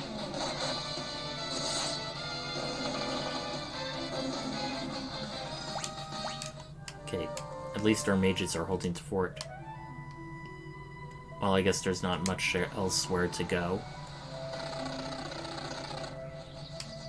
This, I think, is a bit slightly faster, so it looks like we see a bit two more tiny specks. Let's head to this one. Huh.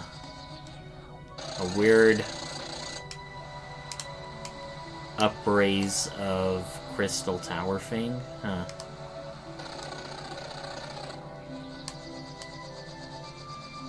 I think I recall hearing the dwarves speak about a tower of crystals.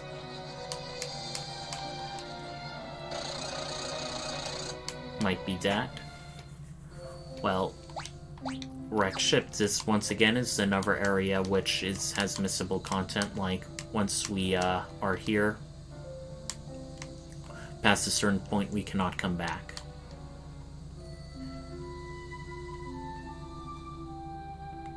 So what's down here, I wonder? Zeus's Wrath and a blood sword. Ah, a blood sword that absorbs the enemy's hit points. Now, if you recall from Final Fantasy II, the blood sword was the most OP sword in the game. Here, it's still a bit powerful, but not to such a ridiculous extent. It's definitely something you do not want to use on undead, obviously. Pardon me. Most of the world is underwater after that huge earthquake. I was on a boat on it, I'm lucky enough. I saved that young lady as she was clinging to a piece of driftwood. We're the only survivors as far as I'm aware. So I suppose this cataclysm happened relatively recently. Even if she's been in a coma for years, I mean, she doesn't exactly look that old. Huh.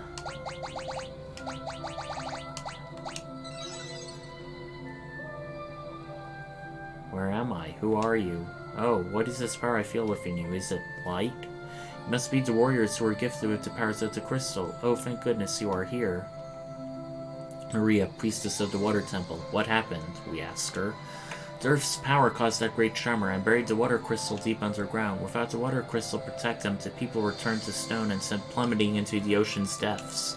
Please, take me to Temple of Water. A shard of the water crystal remains there. If I can return it to the crystal, that might break the curse. But you're injured. I will be fine. What matters is the fate of the world. Please, I need to get to Temple of Water. Okay, thank you. Wow, a temporary party member. We haven't had one of those in a while. Now, Aria, if I recall, is basically your typical priestly white mage. She, I think, primarily would heal your party in battle in the DS remake. Please take... I must return to Crystal Shard. Okay, she repeats. Let's see what the old man has to say. Are you sure you're alright, young lady? Yes, thanks for your concern. If you say so, just look after yourself, you hear? Nice. And now, we got what we came here for, so I guess there's only one place left to go.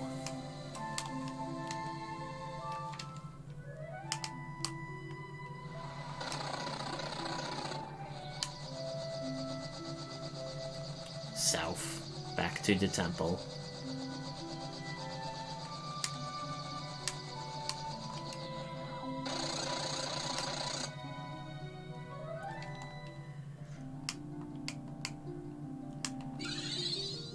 Nah, I think we're already fully healed. Okay, Aria, thank goodness the light has not yet left this shard completely. Do. Come, we must make it start to the cavern north of here. Ah. If I can shine the starred light into her, I should be able to break the seal.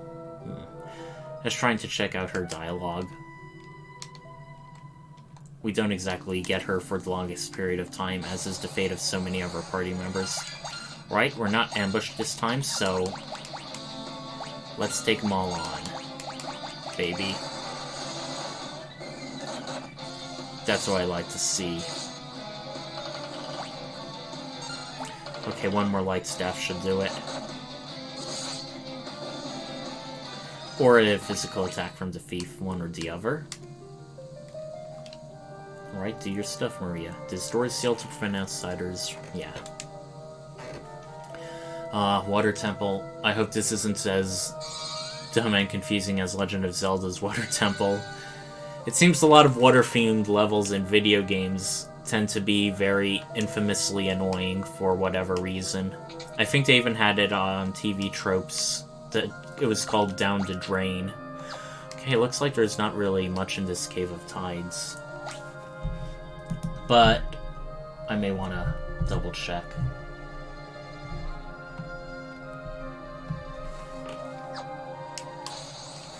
There is various monsters we can fight, but we already complete our bestiary, so...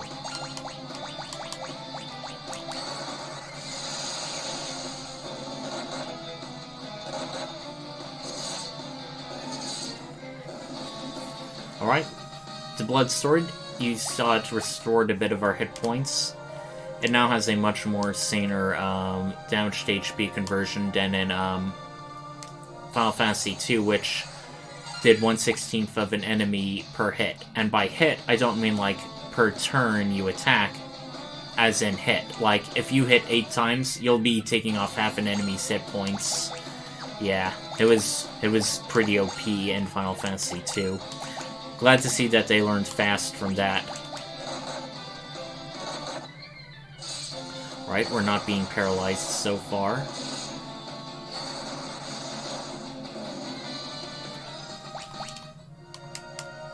The enemies are decent. They're not particularly overly challenging.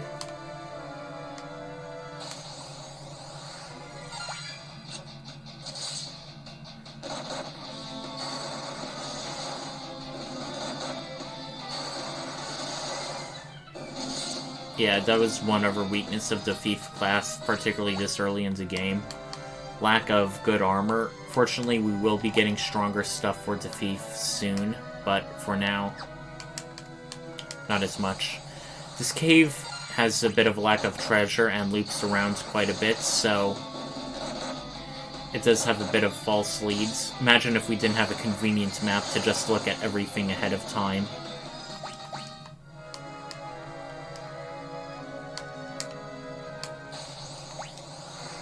Okay, cockatrice. This time, instead of being weird bird things, they are lizards, which is weird. When it comes to lizards that turn people to stone, usually you think of a basilisk in fantasy, not a cockatrice. Okay, we got a decent amount of ability increases.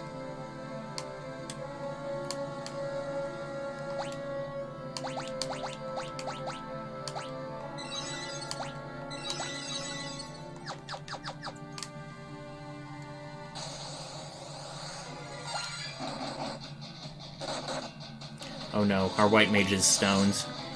We're going to have to quickly rectify that.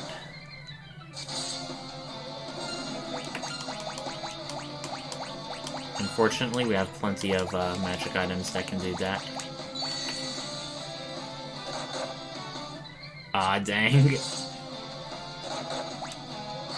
Okay.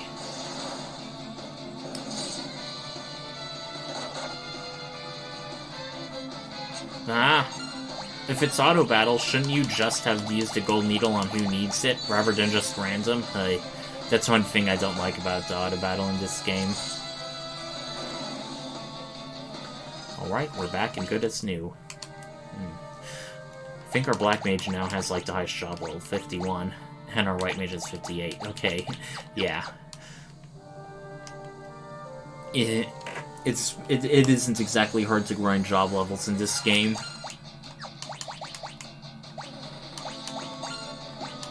Okay, we're going to take out the roper quick as we can. Now, fortunately, at least our thief should be protected by the knight, and so far these have really only been physically attacking enemies, so we're not in any particular danger here.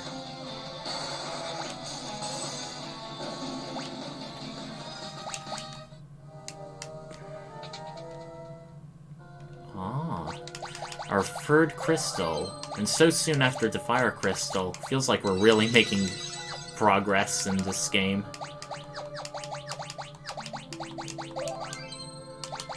Is there really anything stronger than a mithril knife? I guess not. Okay. Everyone, besides the level 2 magic, everyone is also looking pretty good.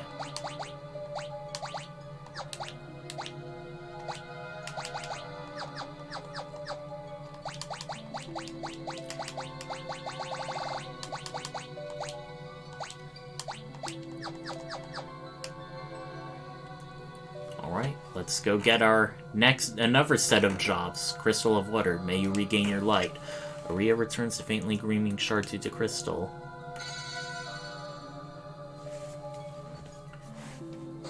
Watch out!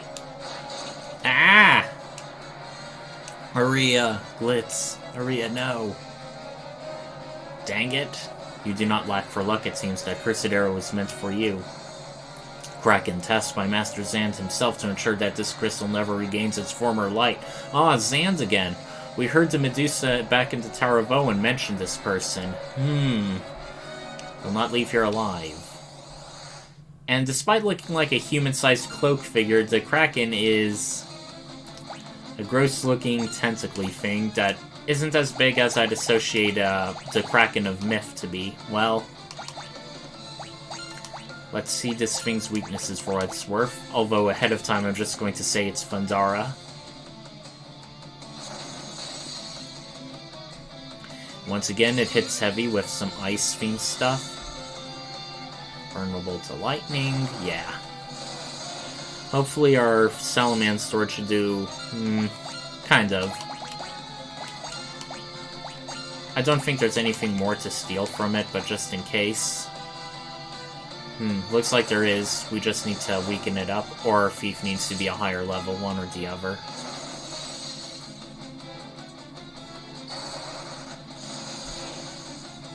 Okay, if it targets Hubert and Andy again, well, Okay, someone's going to need to be Phoenix downed.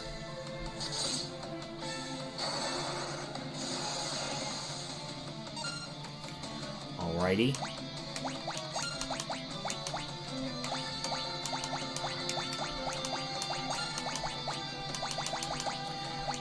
And just because I at least want to try and save.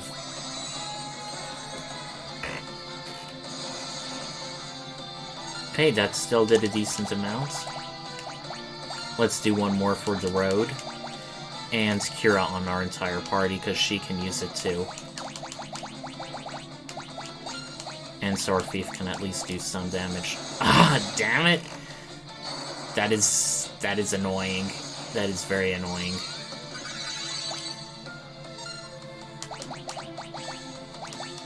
Well, we have several more Phoenixes to spare, so... I wonder if...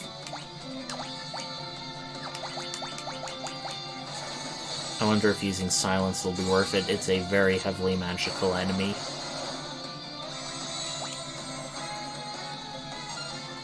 Alright.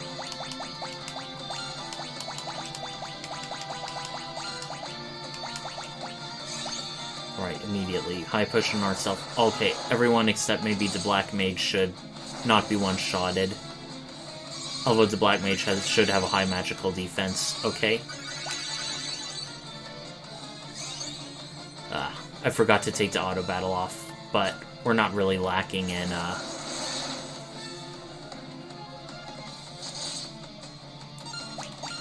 Alright.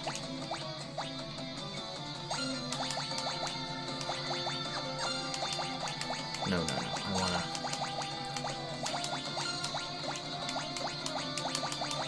Okay. Nope. Didn't expect that, but it was worth it. Or at least to just try it out. Okay, we're going to definitely switch to Cura and High Potions next round. Okay, that was good. Not as long or as annoying as Hein, but that did a decent bit of challenge. I like that boss. And yeah, I also found out our job levels only go up by 1 per battle, because you've seen these long boss battles. We were job level 8 for Thief and Knight. Light has returned to Crystal. My purpose is fulfilled. Thank you for everything. Aria, stay with us. Title is yours. It is imbued with the power of water. Aww. Our first real loss. That salute and that music, not appropriate. Man, this game at times. Okay, so we have, wow, 7 new jobs. Amazing. So my time is continue journeying without me. The world needs light to dispel darkness. Do this for me. Bring back peace. Aria, farewell. No, Aria. Aww. Another earthquake. It's too dangerous to stay here. We can't just leave Aria. Yeah, I mean, we can use the Phoenix down on her. Or, I guess, conveniently, we couldn't really do much anything because the earthquake just threw us all out of whack.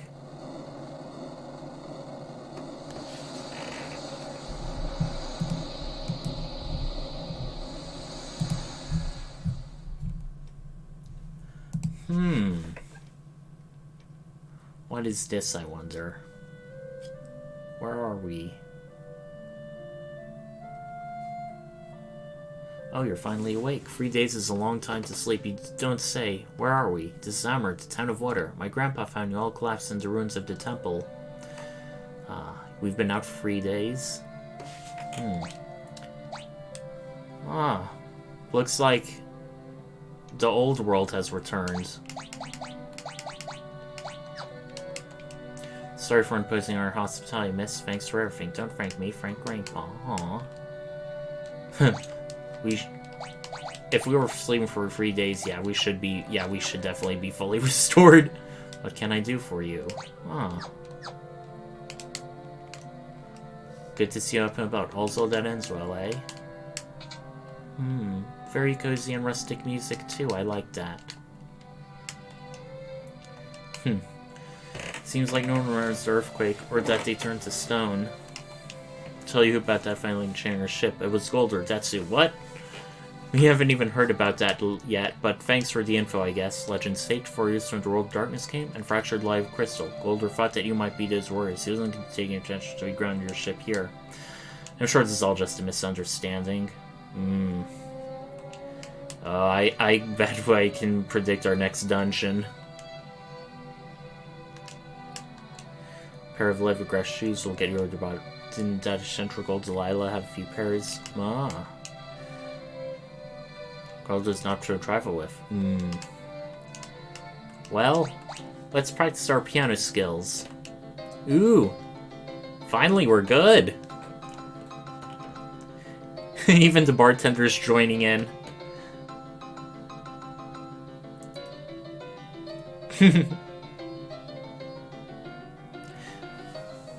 Just 3 songs, we've improved so fast.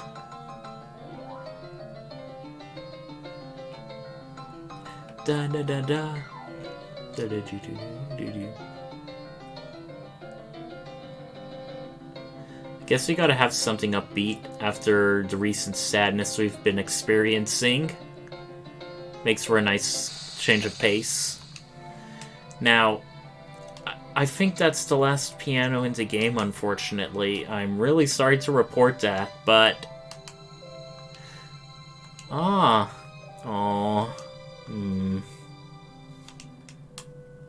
Don't make us feel bad, game. We just had such a great piano tune. Suppose not much is left save to explore the area. Once monster encounters sewer, the town area sound sealed up. I'm pretty sure Galaxy P. You've seen this brigade of 4 old-timers, right? What are you talking about? We have a legend here in our village that says that 4 warriors will appear to bring balance to the force of light and darkness. What? Is this circus in town? Off we go! Okay. What was that? Who are those guys? Oh, don't mind them, they're harmless. Those fellas just think they're the 4 warriors of legend. Oh. We have competition now, eh? All the tavern, all the blabbermouths in town hang there. That's where I literally was. Oh well. What happens to be the problem, youngsters? We need to get into the sewers to retrieve some leathergrass shoes. The sewers... Oh no, you can't go in there. Too many monsters. That's why you're sealed, don't you see?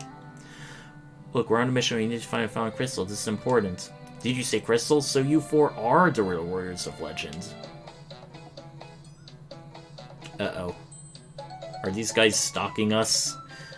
These kids think they're the chosen ones. Haha, don't they know that's us? They seem so convinced it's them. They seem dead set on getting into those sewers. Guess we gotta beat them to it. Yeah, beat them to it. You're all with an earshot. Understood, I'll lead the way to the sewers. Don't fall behind, youngsters.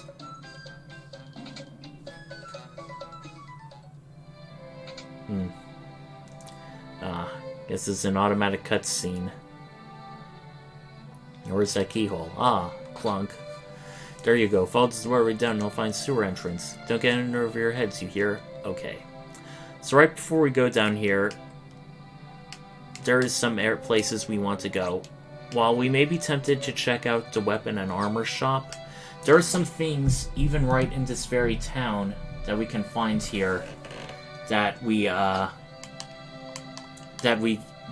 can get for free rather than buying. So before doing that, we are definitely going to want to get to those areas first.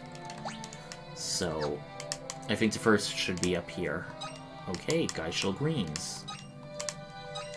Ooh, all the greens, baby. Okay, that's 4 out of 7 items. Ouch. Damaging waterfalls. Very weird feature in the game. But hot lava doesn't hurt us. That is very odd indeed. Okay. Blackguard Feastos and Blackout. Finally, we're getting good stuff for our thief. Okay. Yeah, not 1, not 2, but 3 thief-specific things here. That's also why I wanted to keep the thief, even though he was a bit of dead weight for a time. I wanted to at least get his job level up so he'd be a bit useful. Okay, we have all of the items that we need here, so there's not much else to go except maybe check back the equipment shops. Unfortunately, we have the cash to spare.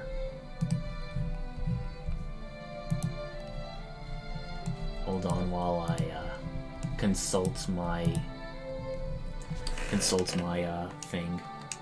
Okay, so we have quite a bit of good stuff. We have a Mongosh. We got Kaiser Knuckles, which are for, which we actually can get later, so we are going to buy one Thunder Spear.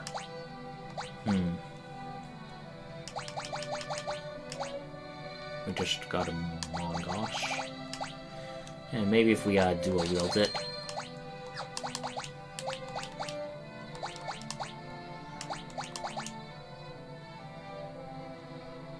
Okay, at least we want to get a bit more for our Morningstar and Battle Axe. Do you want those?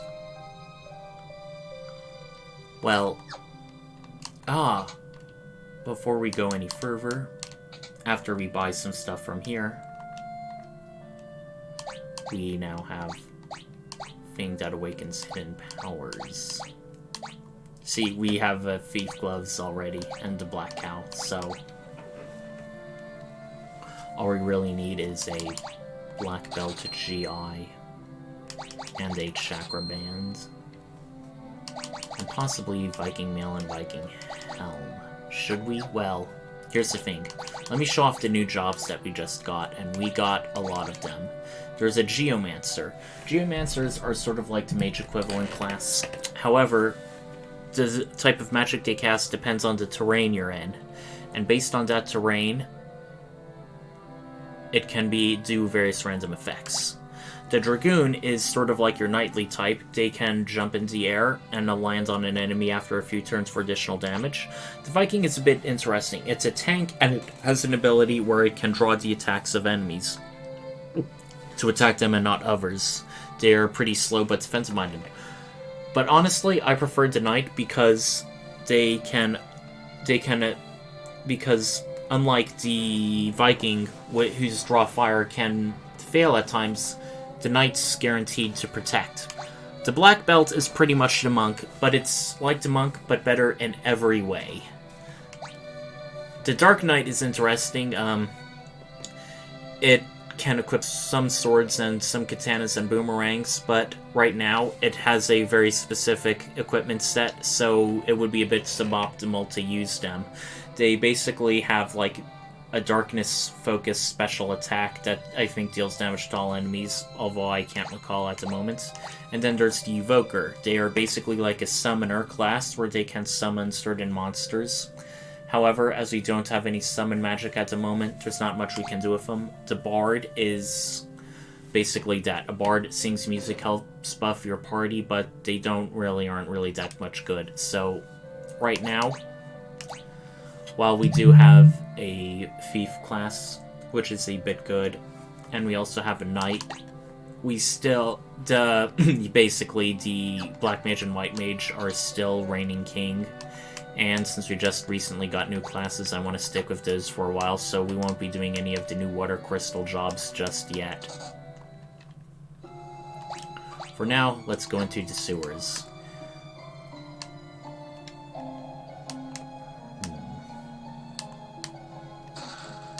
More cat claws.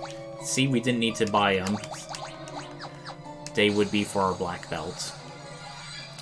I'm tempted possibly to switch from the thief to the black belt. In fact, I sort of feel that may be a bit useful overall. For now, let's just see how well our thief performs with their thief-specific gear.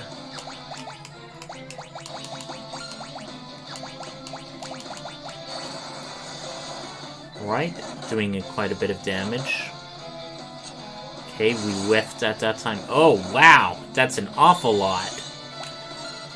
You know, Since we did hear about the Skaldor guy that not even magic can affect, I may be sorely tempted to switch my Black Mage to a Monk.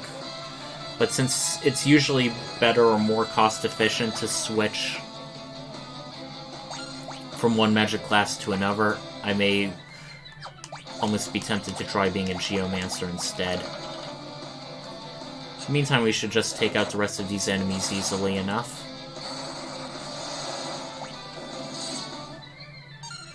Okay. Our Knight, not performing that strong, but I think it's due to the low job level, relatively speaking. Uh-oh. Looks like our distinguished competition is in a bit of a pickle. Help! Hey, it's those old-timers from earlier. We can't just leave them to fight on their own. Oh man. Goblins? We haven't fought those in like forever. I mean, if you're having trouble even against goblins, I mean, you really gotta turn in your hero card. I'm single targeting him because I at least want everyone to get 2 more rounds so they can, you know, level up their job levels faster.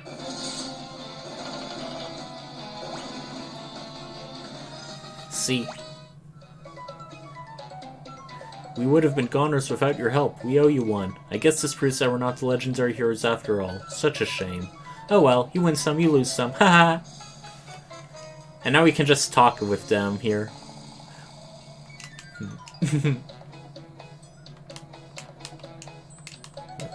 At least they're grateful. Not being resentful that we, like, upshown them or whatever.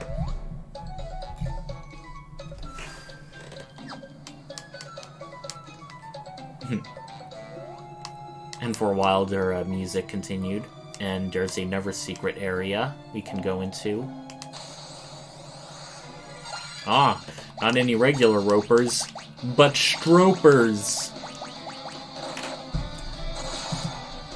They're not really much different than the ropers we fought earlier.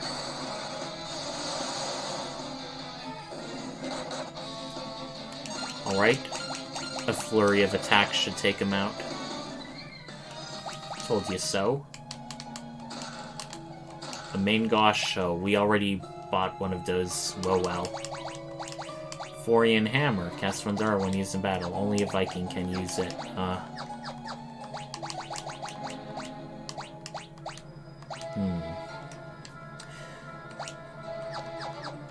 Yeah, let's dual wield them on, gosh. May as well, we paid for them. Orichalcum and Power Bracers. Okay. Oh boy. I guess not. Oh well.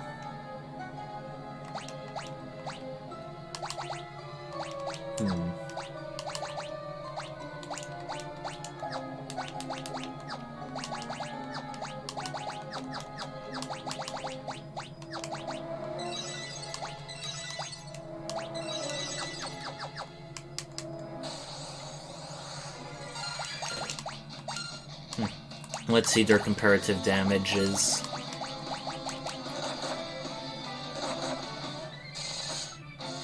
Okay. That's a decent amount. It's kind of funny, we're getting all this good stuff for thieves just when we, like, got a new blue job crystal.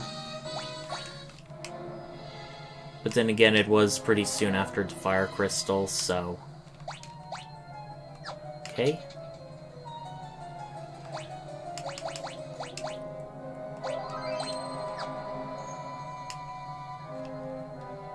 My, what have we here? Are you looking for old Delilah? Yes, we were hoping to borrow her Levygrass shoes. Do you know where she might be? Why, Delilah's me. So youngins think you're the legendary warriors? I see, you sure don't look the part if you ask me, but if you insist, here are the shoes you desire, catch.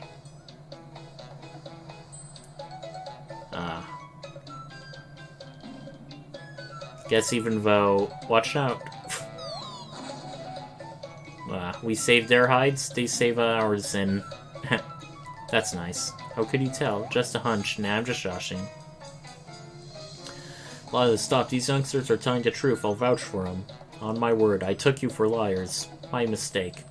You give them your levy grass shoes? If you don't trust them, don't take your word on it. Here, these are the real shoes. Yay! Now you can get across that bottomless bog and find the last crystal. Four may not be chosen warriors, but you're true heroes at heart. Thank you. Haha, it was nothing. We best be off. Hang on tight. I'll teleport us out of here in no time. Whoopee! You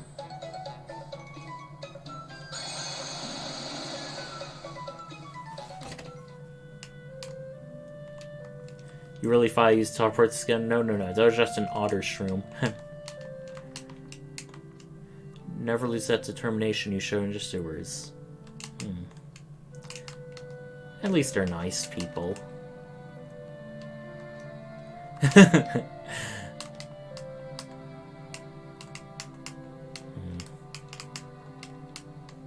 I don't really need the second Mongosh, so...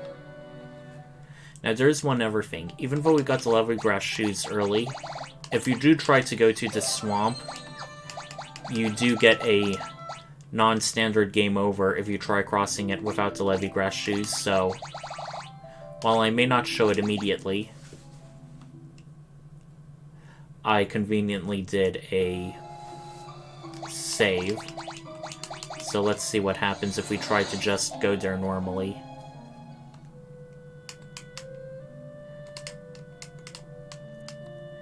I mean, I haven't seen it myself, so I suppose we'll all just find out together.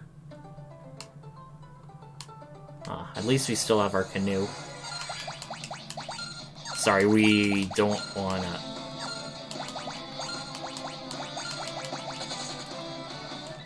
We don't want to do double battles. This is going to be a non-standard game over, so you know. See that very fancy-looking mansion?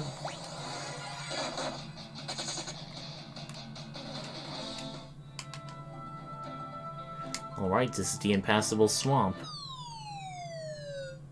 Woo! The party sank into the bottomless bog. Oh! I guess it isn't a non-standard game over, it just ejects you.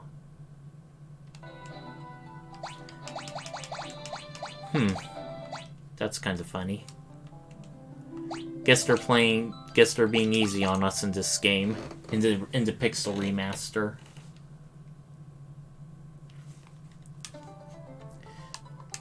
What if we try going in? Ooh, let's... Aww.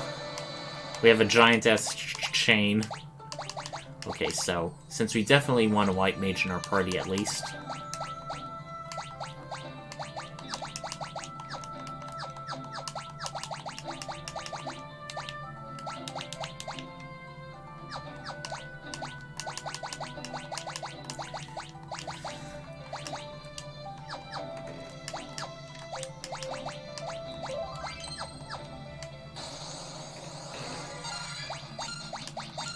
Ooh, Flans with a mostly physical party. On the plus side, let's see how well we do. Wow! Okay,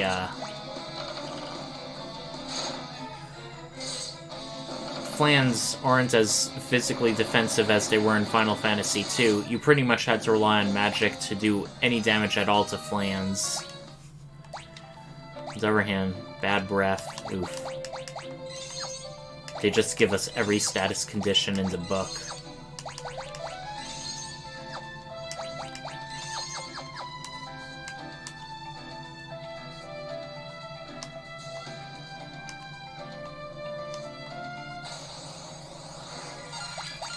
So let's fight him some more. Now, Boost increases your physical attack power every time you use it. Kick hits every one. But the kick doesn't do as much as if you single target. So yeah, the Black Belt is pretty much meant to be a straight upgrade, much like how the Knight is meant to be a straight upgrade to the Warrior. That's sort of the peculiar thing about Final Fantasy III. You're not it's not customizable like Final Fantasy V, where every job can be particularly useful. You are meant to sort of like discard or upgrade like the old jobs of earlier crystals with the newer ones as you progress through the game, with a few exceptions. Like I said, the Black Mage and White Mage are pretty much useful for the majority of the game. Now here we are. We're going to use Geishel Greens. And now we see Fat Chocobo. Hello, what do you want? Nothing to store, nothing to retrieve. I guess we'll just be on our way. We can't go across the bottomless bog with a chocobo, so...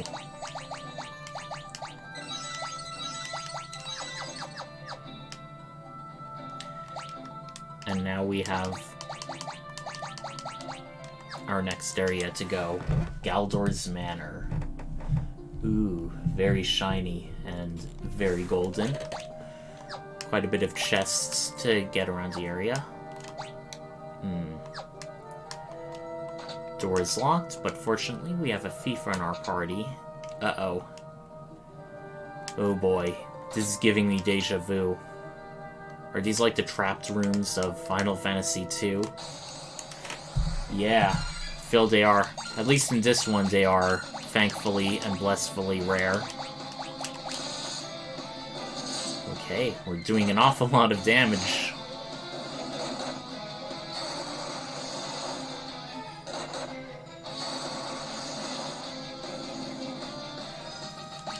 Alrighty.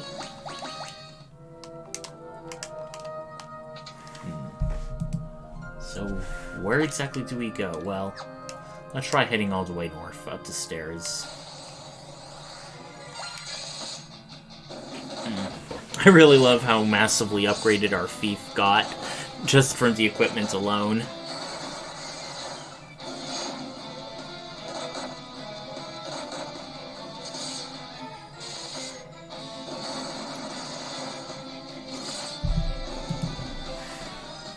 Alrighty. Slowly but steadily we're getting better, and wow, look at those rows of treasure. So tempting. Ooh, lost gold. Much like the cursed copper enemies we fought way back in, like, the Genie dungeon. Now, blind decreases your attack accuracy by half. You can still hit, just won't be as often.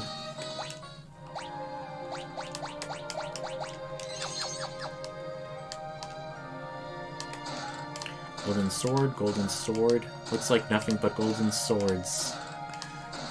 I think there's a different one at the very end, but just to be safe, let's open them all. Okay, wyvern claws. Casts arrow when used in battle. Alrighty, but what are about the golden swords? Expensive sword made of pure gold. Only warriors and knights can equip them. Oh, they really decrease their power. In fact, the only purpose they have in the game is basically to be sold for a lot of money. Which we are going to do once we get back to civilization. Yeah, dual wielding for the win. You know what? Since we already have such a high defense with the knight, I think I'm just going to dual wield with the knight. Yeah.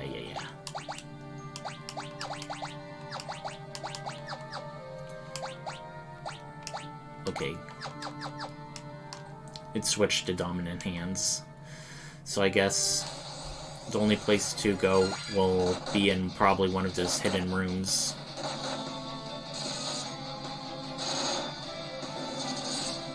Okay, we definitely see a noticeable increase in our attack power now we have no shields.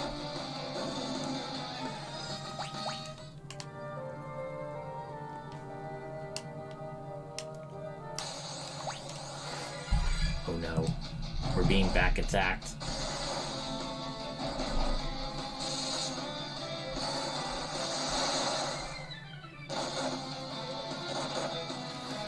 Okay, we should probably...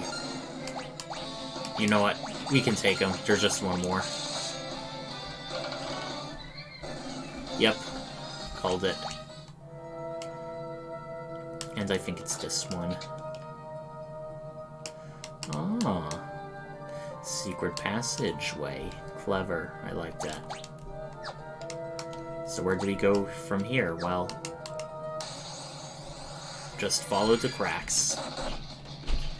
I'm highly tempted to keep these people low HP just so the knight absorbs all of their directed attacks.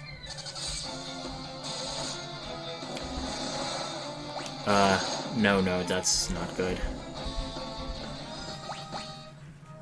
Let me, heal her. Well, so much for trying to keep the party all consistently, same level. Our white mage is going to be trailing behind a bit, but hopefully not too much.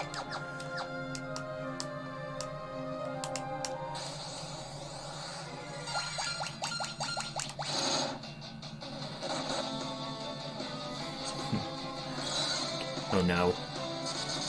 The confused monk, that is not good. Let's hope they don't do a lot of damage. Okay, they hit them. Oh no.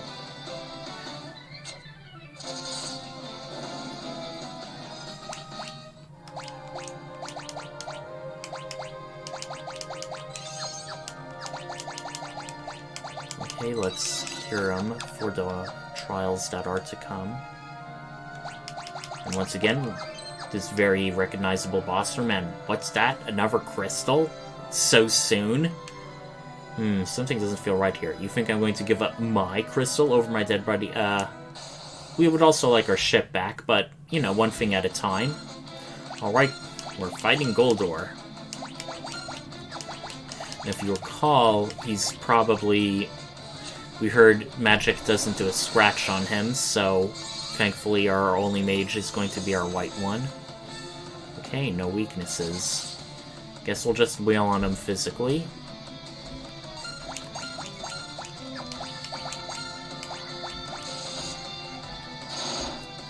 Oh, wow, we did an awful lot of damage. I don't think that boost lasts.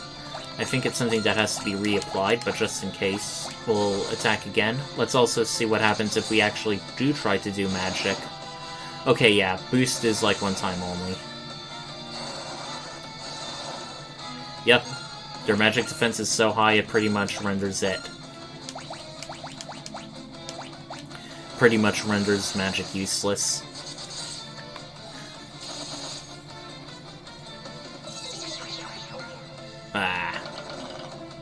Well, at least they only seem to physically attack. I sort of feel like whatever I do, we're going to end up one-shotting our white mage. As long as they don't just start healing people.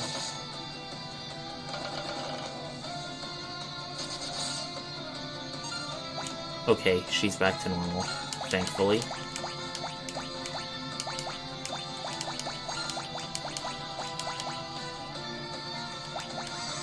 Alright. Seriously, this really... It even one-shotted our knight.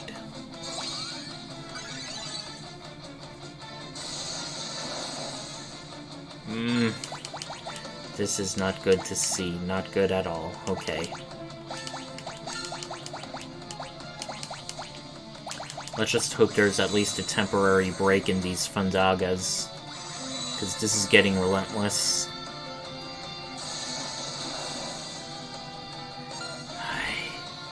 Really? Really?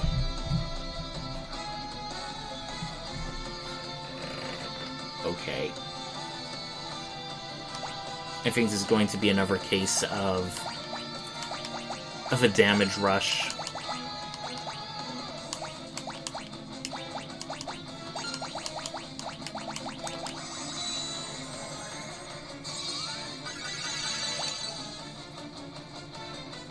Okay, thankfully that bought us some precious time.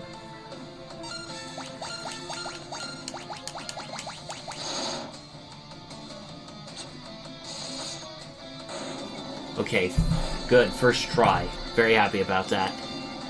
If he just sent down from Dog, I very much feel like we would have lost. At least everyone but Lucas leveled up. Spirit, not really that good for a knight. Agility, good for a thief. Strength, good for, not really good for our white mage. Oh well. You win some, you lose some. Oh no, not my crystal. I'll smash it before I hand it over. Ha! Crystal broke into a million pieces. Not the crystal, how could you? Now it will never be yours. Mwahaha.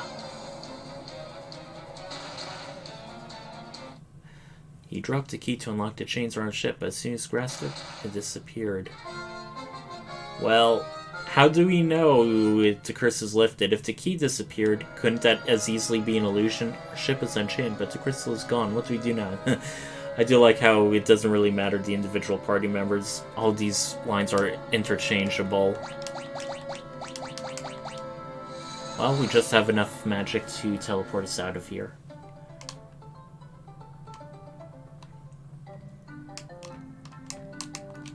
Let's at least ride our chocobo back. Well, the interesting part about them shattering the crystal is they never specifically said it was the Earth crystal, so... yeah, don't worry, folks. This wasn't our final set of jobs yet. That would be a bit anticlimactic. They do a similar bait and switch in Final Fantasy V, like when you unlock the water crystal and the fire crystal, an earthquake interrupts. That prevents you from getting all the job crystals for the water crystal. As for the fire crystal, I think there's an explosion that causes some of the crystal pieces to land elsewhere. So technically speaking, even when you unlock a crystal, there are like some jobs just out in the wild out there that you later find, which I think they were sort of inspired by from Final Fantasy III. Oh wait, before we go, we definitely want to sell our golden swords. We have no need of them, and they are useless. Let's see how much we can get for them. We have 29,000, so...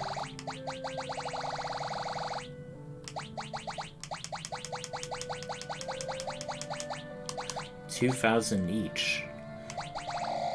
27,500 gil. Wow, we're rich!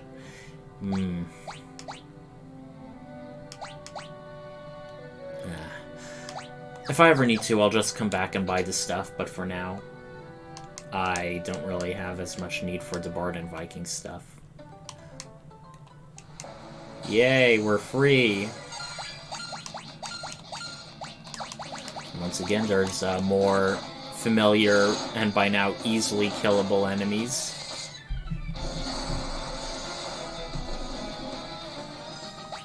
Now it may seem like, with an entire world at our oyster, we can go to all sorts of places, right? Well, not exactly, and I'll explain for reasons soon by showing you the world's map.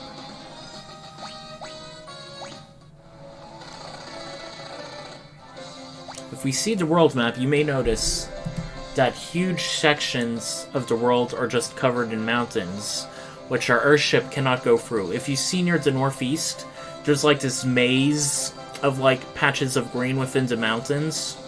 You may also note that the continent to our immediate west has just mountains and a corridor. What if we try going there, maybe? Well, we can easily try that, I mean... but we're getting blown back by an unknown force. Strong winds, actually, but... if we do try to go directly north of the continents, like directly north of the town we just were in, we can do that a bit unimpeded. And we can also find another chocobo forest. Let's just go there to mark it off our map.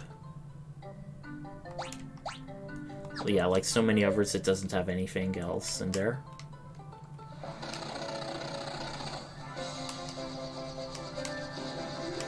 If we try going first, it looks like these statues have some sort of magical barrier preventing us from doing so. However, there is another reason why, even if we try approaching on land, that will not be to our advantage, and I will show you why. Hopefully it should be evident soon enough. We're fighting new enemies in this section of the world's map, and they hit super hard. They just one-shotted our knight.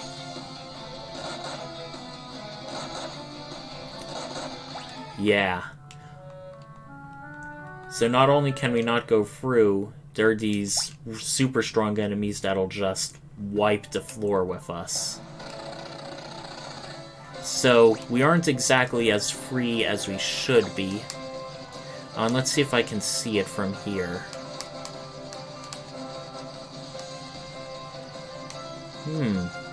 We can only really see the edges, but it looks like there's a very large structure. If you recall, that was where we saw that little crystal tower thing poking out on the northeast end of the world's map back when it was like all water. So it looks like there's only a few places to go. What looks like a featureless area with some water here. A strip of land here, and what looks to be an island all the way by itself.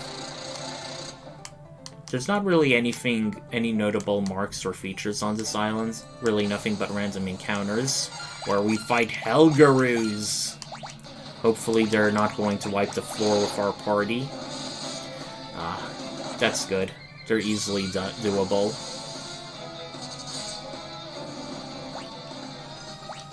Alright. Let's see if there's any other unique enemies on this island, but otherwise, there's not really much. Okay, a Dracocada. Once again, they keep easily falling to us. They do hit a bit hard, but nothing that we can't handle.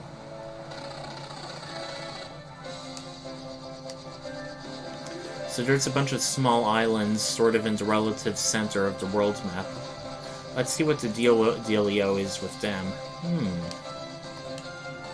Looks like a village of some sort.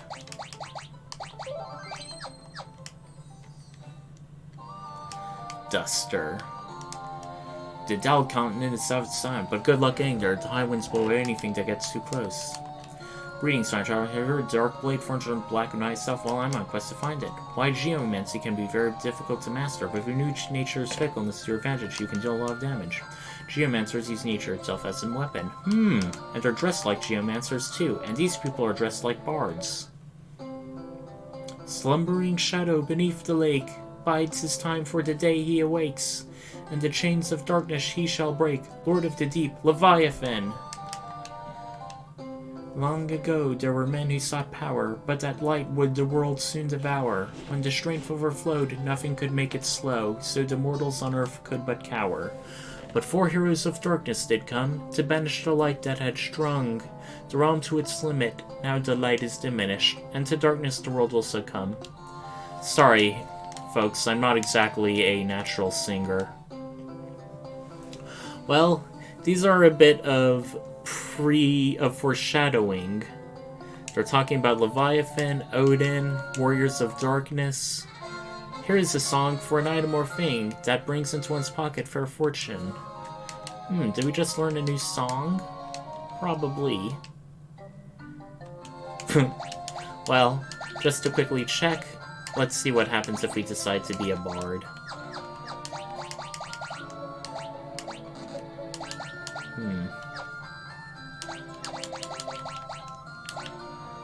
Well, we don't have a harp, so we may not show it off just yet.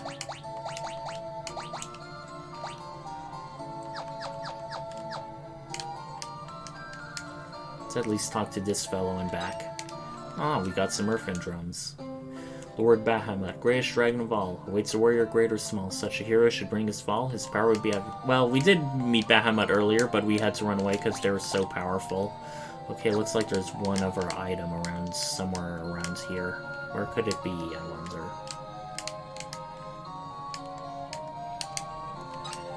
Okay, earthen drums. They are single-use items that cause earthquakes.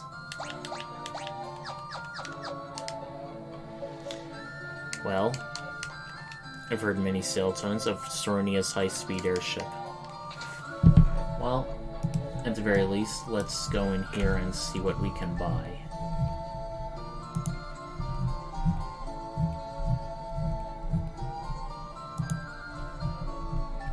One moment. Okay. We can get a diamond bell and a Loki harp, so... On the other hand, these harps are expensive and the bard isn't exactly all that great, so... we may just pass on spending our precious skill. Okay, please move out of the way, thank you.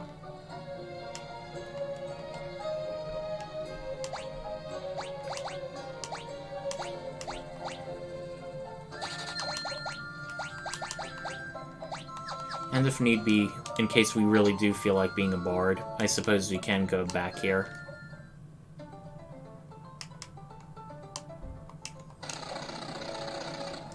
Now, here's one other missable content. There will come a time where our airship will no longer be able to, fly. Or, I mean sail on the ocean. So, there are a lot of missable monsters that can only be encountered when going on here, but a lot of them aren't really all that special. Now, let's see if there's, like, additional places we can go to on the world's map. Okay, there's another chocobo forest.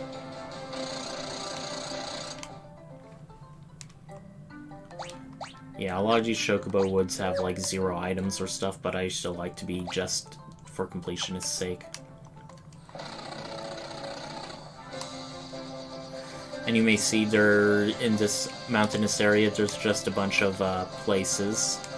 There is a cave that looks like we can go to, but I think that may be a bit premature for us.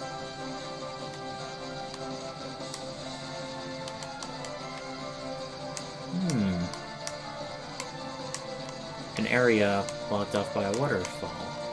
Oh, and here's another town we can go to. And some new enemies to attack. Alrighty. Ouch. They seem to be a tad on the powerful side. Oh, and we got an Arctic Wind. That deals intense ice damage. That mimics the Blizzaga spell. Okay, Repleto we're now in. Oh, yeah. It has a magic shop. Why isn't my summon spell working? Let me try again.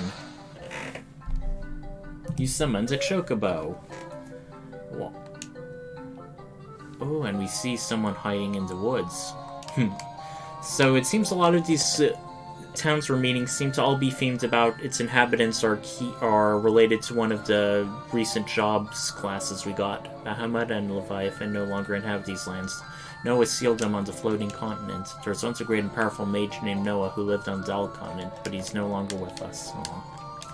The venerable Noah's disciples watched over the world of dreams. Rumor has it that disciples slumbers into severn fjords. Resting light enough, summers can control stronger monsters than evokers, but we don't have that class yet, so that's kind of a hint that the damaging of that crystal isn't all to be lost. The illustrious Noah is said to have such summoning power that he could call forth Leviathan and even Bahamut, Dragon King himself. What's behind here? A secret passage. I heard there's an underwater treasure trove beneath a small triangular island.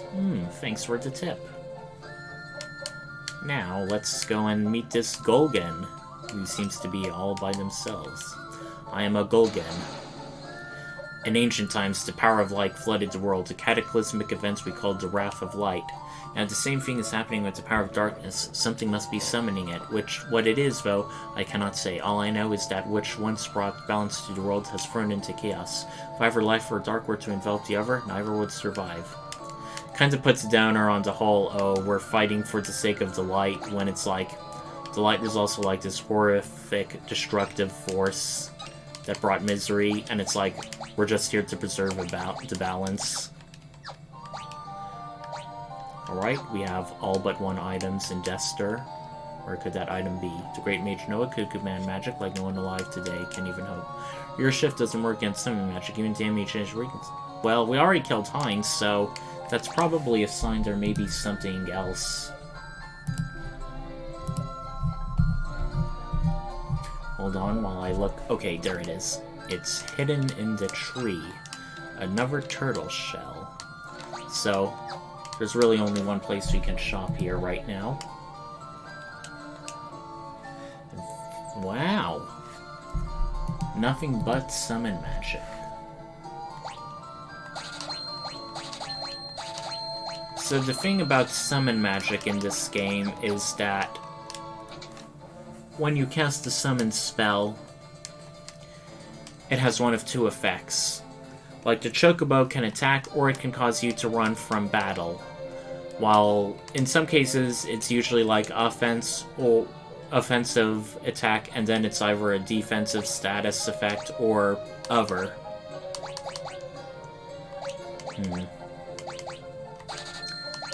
This is in case we ever decide to switch out of being Light Mage, although as the game progresses I sort of feel like that's a bad idea. But for now, let's just restock on our supplies.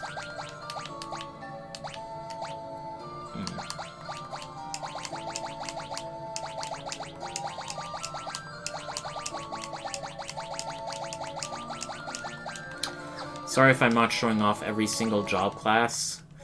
The thing is, at job level 1, they do sort of start out a bit unimpressive, and it's just there's so many, it's sort of impossible to do them all, at least in a timely fashion. On the plus side, there will be an awful lot of time gap between now and Earth Crystal, so we should have plenty of time to show off many of the other jobs.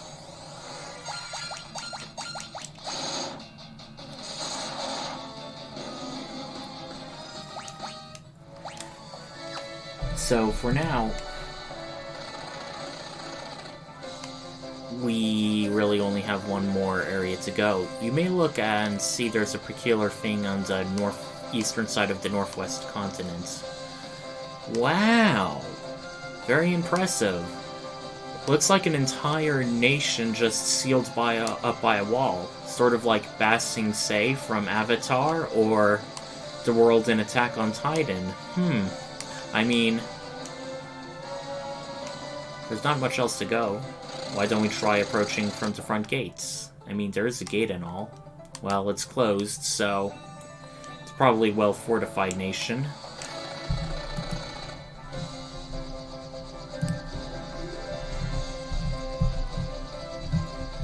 So there's only one way to go.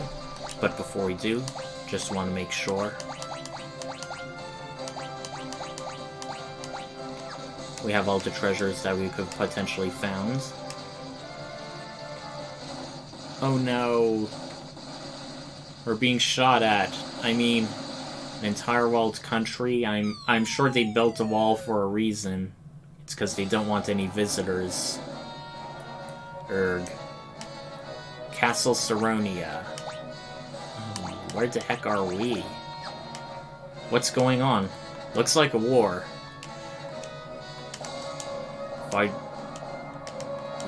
Alon's loose now will Baron's. Hey.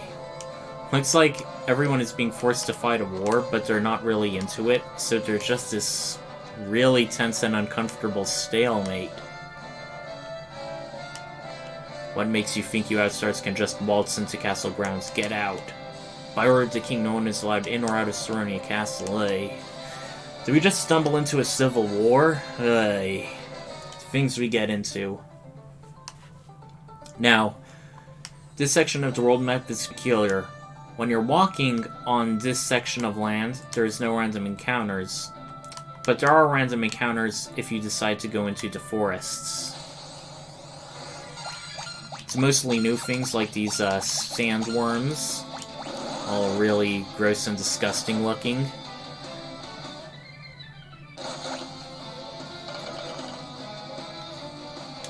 They do hit the sandworms in particular are pretty physical powerful, but they drop like so many others.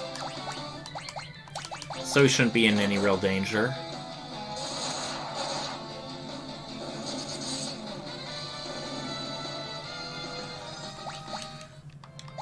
Let's restore ourselves with some eye drops. So there's not really much to go, so let's head over into southwest Saronia now. Saronia, being an entire country, has 4 distinct towns based on geography. The King's Swiss military forces and half set to against each other to manage. So wait, this isn't a civil war, it's just the country's own government deciding to fight itself? What the heck? These shops have been shuttered by royal decree, but few still get their hands on weapons. That shop's open at least. Wow. Mr. Gigamet Shao looked like a giant bird, like the mythic Garuda. Ooh. This does not sound good. What the heck is going on in this country? He also refuses to hear counsel and puts people to death. I mean, at this level, he may as well be calling for a civil war or a coup. My research mainly involves the study of chocobos. I've discovered how to call for a fat chocobo. Voila! And this is pretty convenient in case you need any items to go, but there's no chocobo for us in Saronia. I like that. Okay, we have a ton of Geishel greens to make sure we don't accidentally screw ourselves over in that regard. Very nice, very convenient. We have 2 more items, but we can't get them yet. There is a young man in town who is a dead ringer for the prince. It was in this tavern, right here. Let's go check it out, but before we do... What's in here? Just a shrine. I do really like this music. It has a very intensified beat.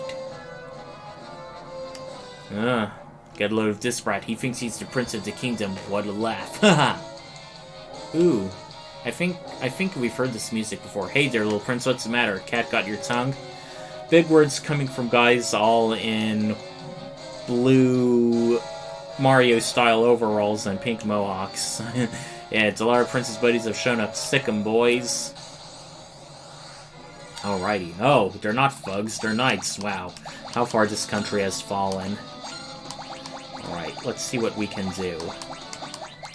I'm highly tempted to just make them confused and fight each other. Looks like we can't steal. Okay. That was pretty much a round wasted. On the plus side, I hope our kick does a lot of damage. Boom. Okay, our thief did not do a lot of damage.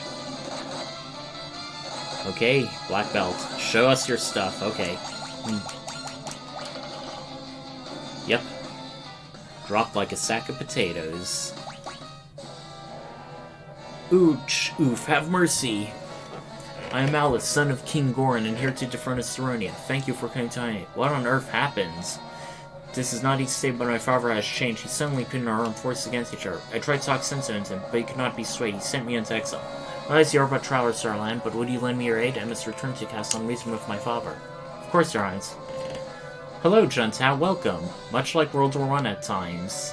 I don't know. Sorry, I didn't see how long you were in there, but... Yeah, we ended up going over a walled country, think either Attack on Titan or Ba Sing Se. They shot down our airship, and it turns out they're in the middle of, like, the world's dumbest civil war. Their own government has decided to pit their armed forces against each other, refuses to hear counsel, and closed up all the various shops, save for the weapon shops. It seems like once I was and now we found a prince who says the king's different. I was expelled from the castle. My father told me never to return. Oh boy. He is our current temporary party member. And now that we have him, we can access the unique items. See this person in the middle? Praise be, it is young Prince Alice. Please take this. He gives us some unique armor. And it's a good thing too, because once he leaves our party, we can't really get these things if we haven't already done them. So we have Dragon Mail, which is a Dragoon thing only, so, Seems like it's the game strongly telling us to try and use a certain class, but for now, let's just keep exploring the place more. What's over here in Northwest Saronia? No items, no shops, but there is stuff. There was once a tunnel that connected to the dungeons at the bottom of the ocean. It's blocked off now, but maybe you can get from the ocean floor. Okay. Once again, that place is also done. Uh-oh. The library is closed. Sadly, such is the fate with a lot of tyrants. They are often go after the intellectuals first. Southeastern Saronia. Is there anything we can find here? This tower in the middle of this district is known as Dragonspire. The Dragoons keep their prized treasure up top. We're going to climb the Dragon Spire? Oh, ridiculous. That place is crawling with monsters. I mean, so is most other places in this game.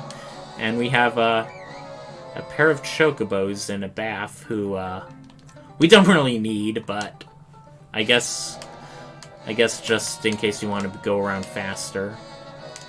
Word around town is the prince is now in exile. He says as the prince is right here.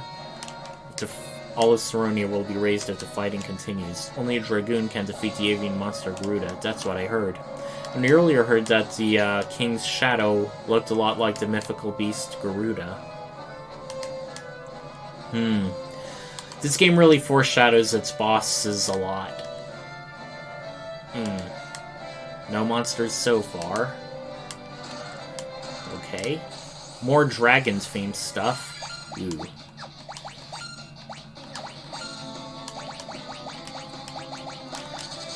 Just gonna hazard a guess they may be weak to wind. But I can't really confirm or deny it. On the other hand, I'm really tearing them apart.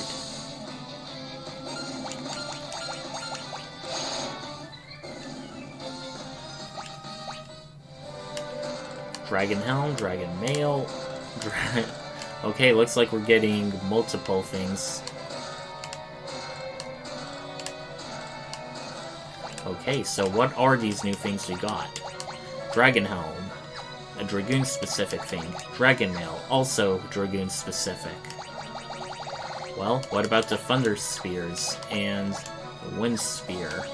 Also Dragoon-specific. Wow. This game cannot telegraph any harder than it already is.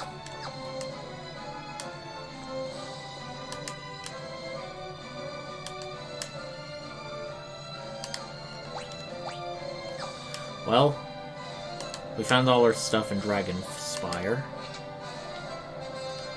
And we don't really have much else to do in this corner of the town. Let's head to Northeast Saronia, see what's going on there. Did you know that most geomancers and bards train in Duster? It's a small island to the east. Oh yeah, since we last left off, we got 2 more elemental crystals in quick succession, which unlocked a bunch of jobs for us. We replaced our warrior with our knight, and our black belt with a thief. We also decided to go from a black mage, which is already really high level, to a black belt, which is like a better version of the monk. Our white mage is still a white mage because having a white mage in our party is just really useful. Or the king, no one is allowed in or out. The king split. Okay, there's telling us stuff we already knew. Okay, even the weapons armor is shut. Okay. Once a dragoon. Okay. There's only one weapon shop, but let's see what they have. Okay, they are really telegraphing hard.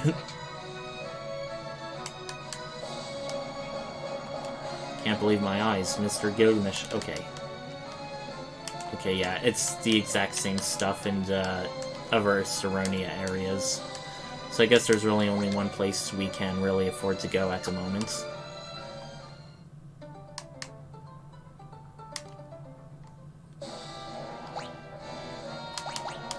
And ahead of time, since this game could not be any more obvious, we're going to turn everyone into a dragoon.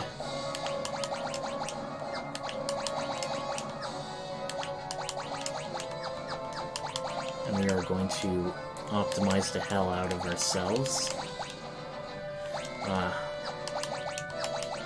Uh-oh.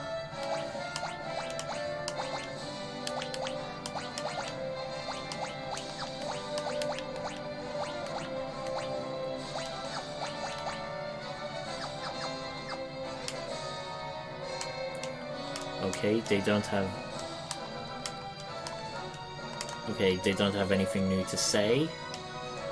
Prince Alice, let me pass. But you've been exiled, Your Highness. I cannot let you through. What is it? The king has given them permission to enter? Yes, sir. Oh boy. Wow.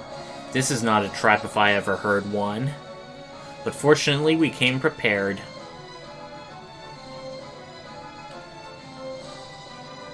Your audience with His Majesty is scheduled for tomorrow. The room is yours as you wish until then. Rest well tonight.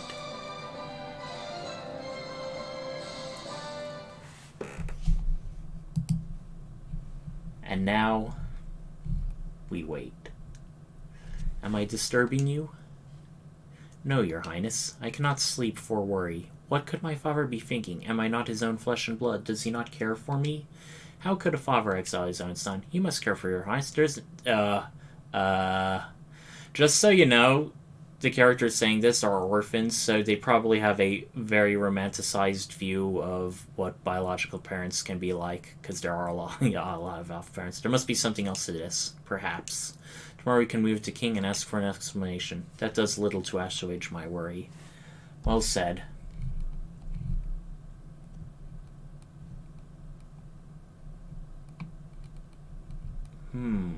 The king attacked with a knife. Death to the prince. Oh god! This is quite turn events, Mr. Gagmet's entered room. What are you doing, sire? Don't stop. Kill the prince. Ah, just like Hein from earlier, it seems like the king's advisors are always their worst enemies. Oof. That is not a good sign. Whoever died then raised his hand against my beloved son. I will not submit to your manipulation. Then you will perish, fool. The prince will join you shortly. Not if I have anything to say about it. If you're barely worth the trouble, I'll dispose of you in no time. Gigamet's attacked. Alright. Now, Garuda was a bit of an infamous boss in the original Final Fantasy III, because he had a very powerful multi-area effect target that would hit everyone every round. And the only way to really avoid it was to jump as a Dragoon, which is what we're all going to do.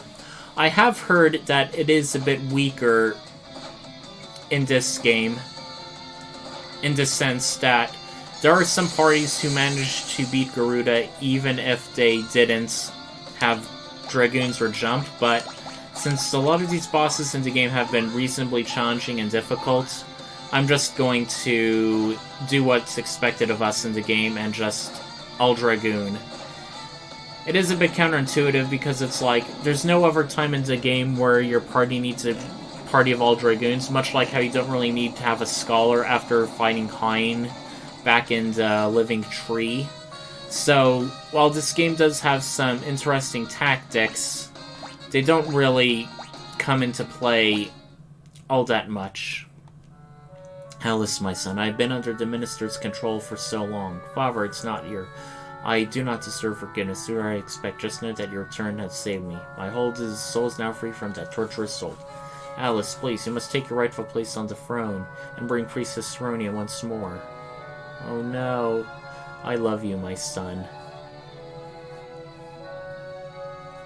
Your Highness. You have my fang splits. Like a fool, I doubted my father's love. You're not a fool. You clearly loved him. Was soon to throne as rightful king of Saronia, as was my father's wish. Without your help, Gigamet's crimes would never come to light. Thank you.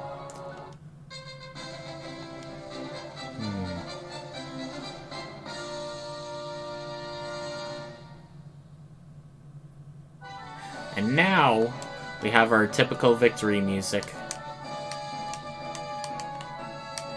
And it looks like we have places to go, but before we do anything else, let's go back to our standard jobs. Knight. He was a good monk, so I'm kind of tempted, but I also want to try keep leveling him up as a thief. Rukus, you were a pretty good black mage, so... Yeah, let's stick you as a Geomancer, and then have you as our black belt. While you will continue being our white mage.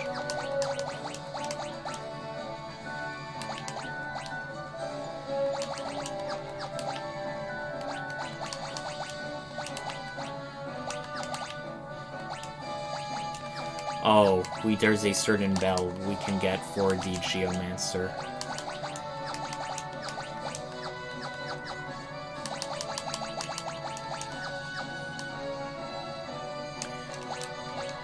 And we got an awful load for a 12 out of 20.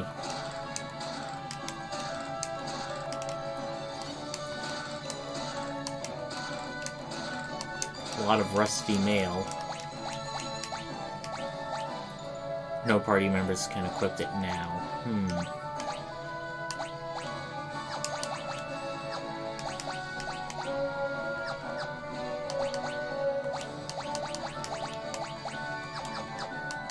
Maybe there's something down here. Ah, more hidden stuff.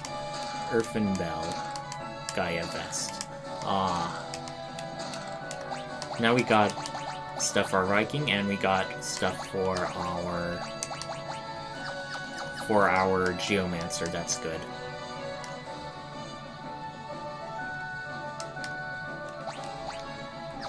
There's 2 more chests. I forget if they're immediately accessible or not, but regardless, let's just look around the area. Hooray for the Warriors of Light. Beneath the seas, under waves that horn, and it lies a temple abandoned and torn in South Saronia, between the horns.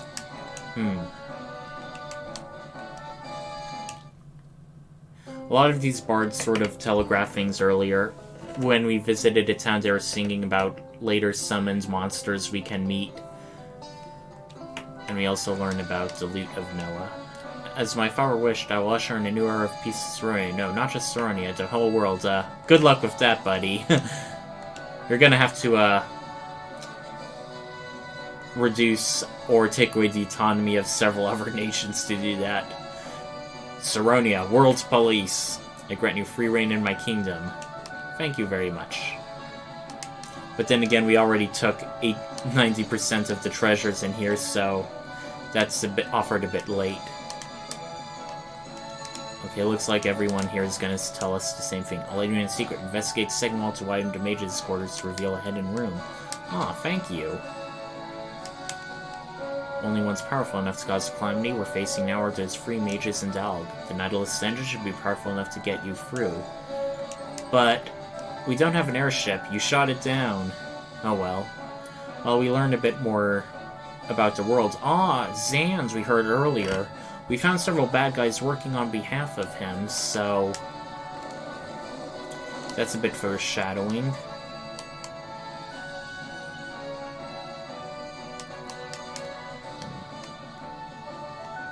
More secrets. Ooh. This is a dead end, but there used to be a tunnel here back in there. And it looks like it leads to this rather intimidating looking figure who we cannot get to at this point in the game. We may see them later. For now, there's not much left for us in Saronia save to advance the plot somehow. Let's see if this section has anything for us. We're the Saronian Engineer Corps. We were welcome to take our Nautilus airship. Was dug out of some ancient ruins and we fixed it up. We'll go get it. Wow. So, this should mark our 3rd airship we get in the game. I guess to make up for Final Fantasy 1 and 2 when airships were like really rare and precious and gone relatively late. Final Fantasy 3 is just kind of goes a bit of the extra mile. Then again, Final Fantasy 3 has sort of put like all its most major fantastical high fantasy stuff front and center. Yeah. It can now go get this new and improved airship should get us to the Star Continent. But as I was saying, Final Fantasy 3 has a lot of the biggest high fantasy stuff almost immediately. We start out on a floating continent. We fight these bandits who are using a living mobile tree that was possessed by an evil former advisor. We also encountered Bahamut early, who tried to turn us into literal worm food for its babies. And we also found a hidden town of gnomes that we shrunk down to in order to visit. They all seem to be saying the same thing to us.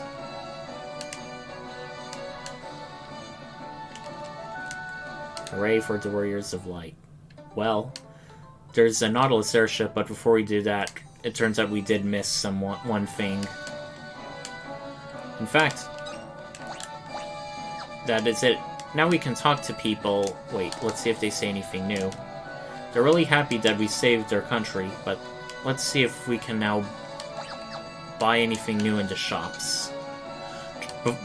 Just before we leave.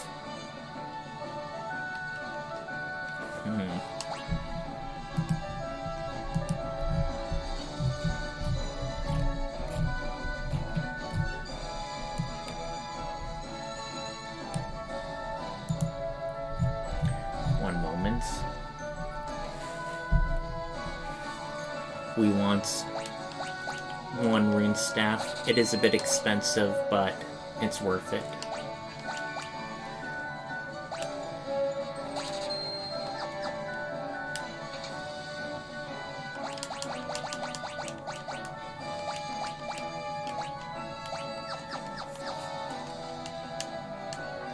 Unfortunately, I think we may have shorted us out on good magic.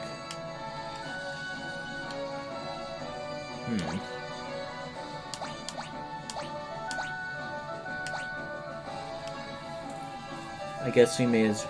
No, it still says we can get Blizzaga elsewhere. I don't know exactly where, but we'll find out soon enough. Move out of our way guards, thank you. Turaga, protect, raise protect, Fundaga, raise... yeah. What should we sell? I mean... we have a lot of good stuff, but... well, we don't exactly need a second ice staff. And I don't necessarily know if we're going to be using these dragon mail things for a while.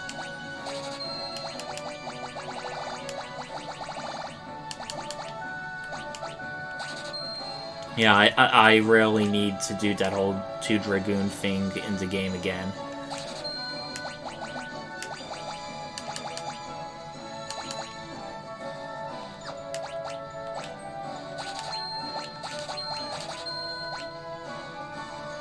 Okay, we can get Fundaga later, but Raise and Erase are going to be useful.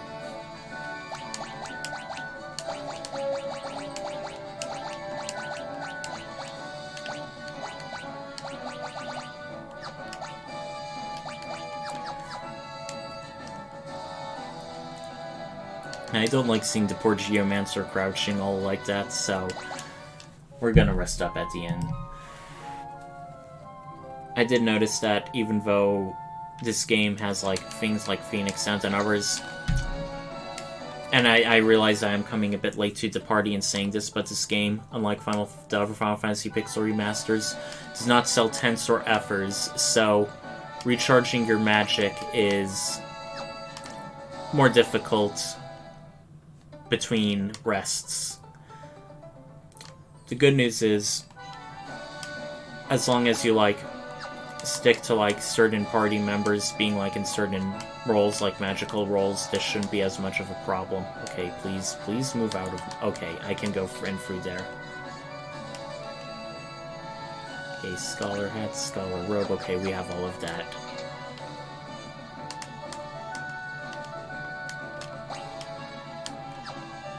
I wonder if these old men have anything to say. Okay, they're all telling us how happy we are to once finally have peace back. Let's see if the thugs at the pub have anything to say after trouncing their sorry asses. Once again, a bartender who we cannot interact with.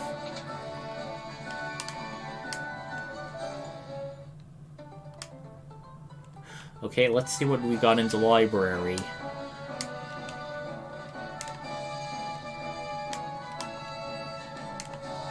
Anything you say. Ooh boy, a lot of stuff. Where to start? Book of the Blade. They're serious about training the way the Dark Blade, often make pilgrimage to Felgabar, the hidden mountain village west of Saronia. That's our another job-themed village, which is full of dark knights from a Metaphyry and perpetual motion. Okay, it's talking about airships. Okay. Airships in action. Ah! He actually flew on all of those so far. That's pretty funny. And all of them were made by Sid, Ancient Tomb Von 4. Okay. Looks like we're reading our work. For 4 years, Dark Magic follows Solgraph of Light. We do not know from whence to hail, but we must be grateful for their help. Okay, this is weird. Volume 2, Volume 4. Where's Volume 1? Our experiment with Flint Continent succeed. All that means is place it west of across the Dog Peninsula. I think this is gonna be... Okay, this is weird. I thought Volume 1 would be there. Ancient Tomb Volume 3. We abuse the power that light have brought and thus endured urination. There's no hope. Ancient tomb. Great stone effigy, see it all friend who seek the crystal. Only 4 fangs are... Ah! That must be those towers to the northeast that were blocking our progress. As an engineer who invented the reactor powers continent's rotation, I decided to name it myself Town of very big ego. So this is talking about earlier things in the game, the floating continent we started on, which once a cataclysm caused the world to sink underneath from a curse. Okay, yeah. We met Jesh earlier on the game. They were talking about how this guy called Owen created a floating continent and used the Tower of Owen to maintain it. Basically the last remnants of civilization before the world sunk, but thanks to defeating the Kraken, we resurrected the world, as it were. Ah, now we can fly, and we're flying far, far faster than ever. Wow. So, with the Nautilus, we can apparently go underwater. So where should we go? We're just zipping around.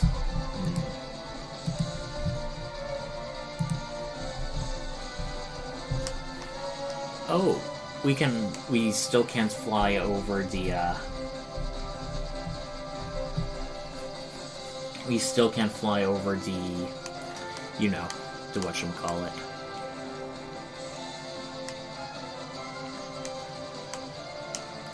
However, we can land on land as the Nautilus, unlike our previous airship.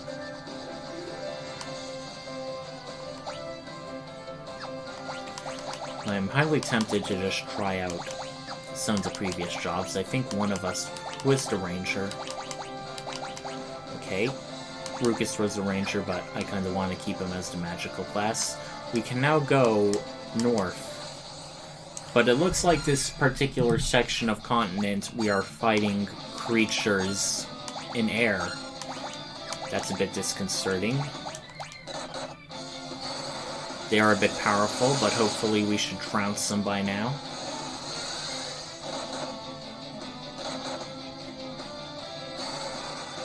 Wind Slash, and since they're flying, it does extra damage. That's great.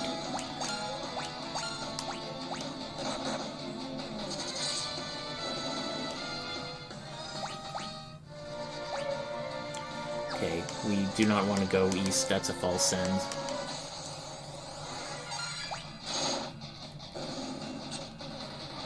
Okay, the gargoyle turned our party member to stone.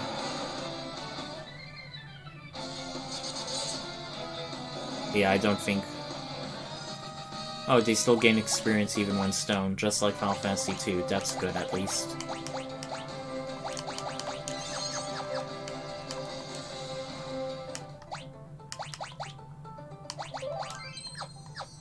Let's see what we can find here.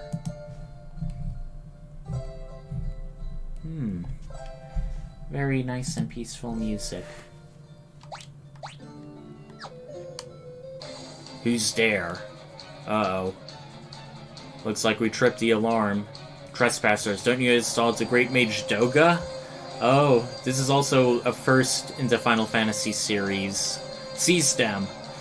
Guess what other iconic creature other than Chocobos we're going to encounter? Kupo! Moogles! Oh man. Wait, are you 4? The first time we see Moogles in the entire series, it's like this really scary sounding tense situation. My word, if it wasn't warriors of light into flesh. Well, if the crystals have chosen you, far be it from me to question them. I have something to tell you. I know who is frightening this world of darkness. It's my old colleague Xande. Ah, foreshadowing. Along with Uni, we were all disciples of the greatest master of them all, Noah. When Master Doa died, he gifted me with his magic. He gave Uni powers over the Dream State, and finally he gave Xande the gift of human mortality. Enraged by what he considered a slight, Xande sought to poison this world. He used the power of the Earth Crystal, combined with the technical know-how of the ancients, to bring about the Great Earthquake. But the Earth Crystal is gone. Galdur destroyed it. What? Oh, that wasn't the real Earth Crystal. It was just a rock I enchanted to produce gold. The real crystal is still hidden away, undisturbed. Xande has tried to rid this world of light. He is trying to harness the darkness and use it for his own power. Oh, how the mighty have fallen. He cannot be allowed to imbalance the world. I'll come with you and aid you in your quest. Ah, new temporary party member. Doga occupies the strong magic user role. In the DS remake, he would cast Flare or Faraga at times in battle. Now, that's kind of funny. So Noah is this great mage is kind of responsible for a lot of the bad things that are in this current game, driving Xande crazy. And I'm like, hey, it's a gift. He's mortal now, but it's like, if you were an immortal being who didn't have to worry about, you're now faced with old age, your mental and even physical faculties decaying over time.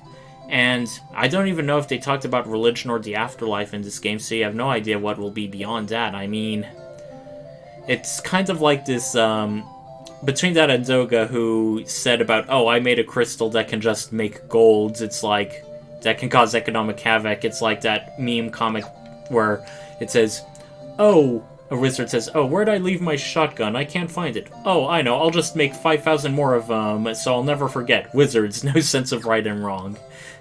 I sort of get that strong feeling from the mages in this game. I cannot stop sound of my powers alone. I hope my time does not come too soon. Do not even make it past the monster to decay with the circle. Wow, it's almost like this mortality thing isn't all it's cracked up to be. And now Doga's Manor is very much its own like community. We can buy stuff here. And the Mughals sort of like live with him in a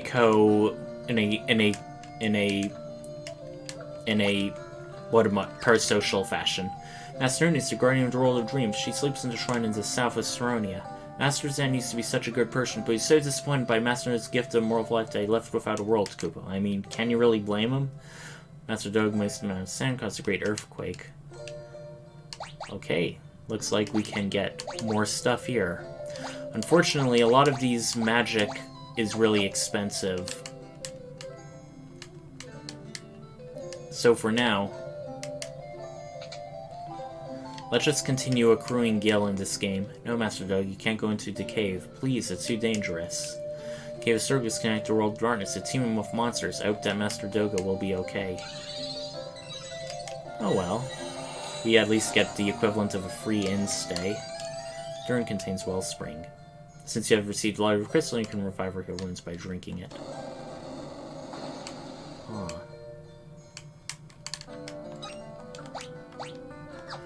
Well, looks like there's only one way to go, and once again it's one of those obligatory turn minis passages in the game. Well, it's another obligatory mini, so we're going to change our physical jobs to something that can actually be useful.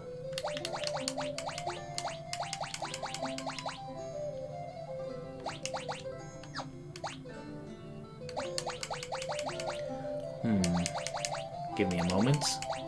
Just making sure I have various unique and distinct jobs.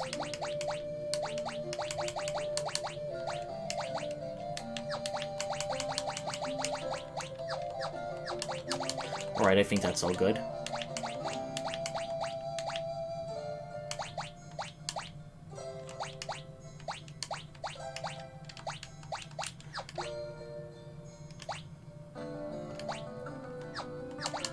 Actually, I don't think the bard's good. We don't have any magic per se.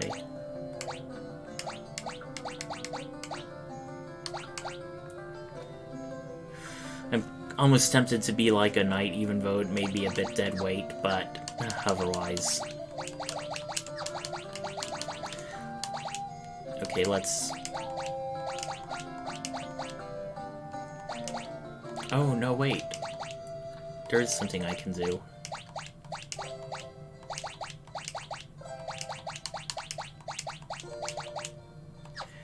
Yes, I almost forgot. The Evoker class, it's our junior summoner, basically.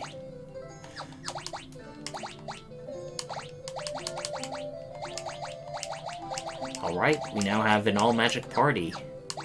We're ready to take on the world.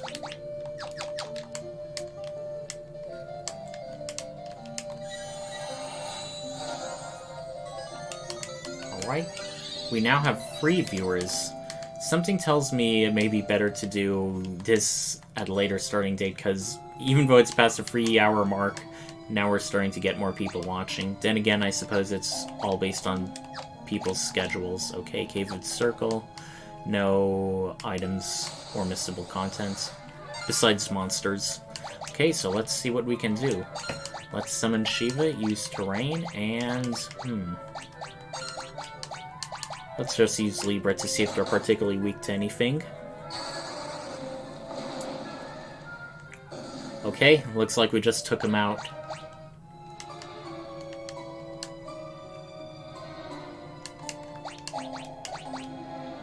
Yeah, we can't unmini ourselves. This is a mandatory mini dungeon. When mankind foolishly tried to build weapons that they could not control, they sealed them away in Eureka. Now those weapons are necessary.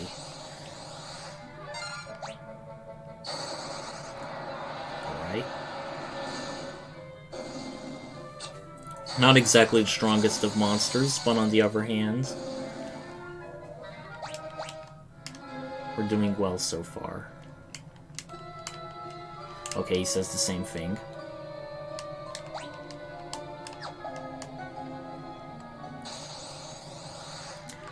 Okay. Red Knights. We got off Shiva for real now. Our very first summon class, and also our very first examples of some summon creatures. I don't think Shiva was in Final Fantasy 1 or 2. I'm positive she wasn't, since it's also the marking not only of the summoning concept, but also several summon creatures like Rama and stuff.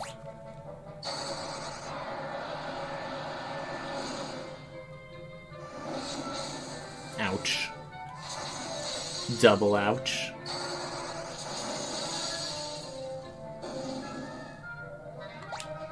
Alright. Decent amount of stat increases, I like that. Cave of the Circle. And now we're at the circle. We made it, but we can't rest. My life force won't last much longer. Here, let me cast a spell on your ship. This will allow you to travel underwater. Zapatito Mu Kane. I wonder if that's meant to translate into anything or just nonsense magic words. Alright. We need to go to Temple of Time under the sea at Cape Twinhorn south of Saronian. There we'll find Noah's loot. Why do we need that? Yeah, Noah seems to have caused a lot of trouble on his own. Musa with that magic loot can reach the world of dreams. You must use it to wake up Uni and bring her back to our world.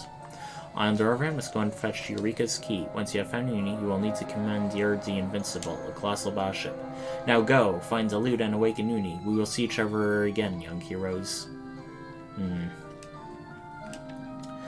I think there's like one more temporary party member in this game, or one or two, but I think by the time we find Doga, I think we've already been through the bulk of them. And he's even nice enough to teleport us out. Well, let's unmini ourselves. So now, once we did that, the real question is, what should our jobs be? And I do feel like I want to be a bit daring. I want to... Oh, we got a lot more gil, so let's see if we can buy some of the black and white magic stuff. Okay, cure up, raise. We're just so short.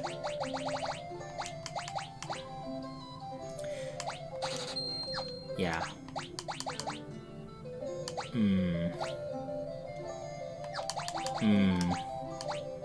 Okay.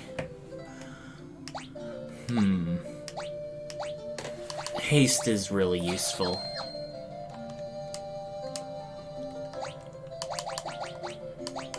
Okay, we want Blitz to be some kind of physical guy, if we can.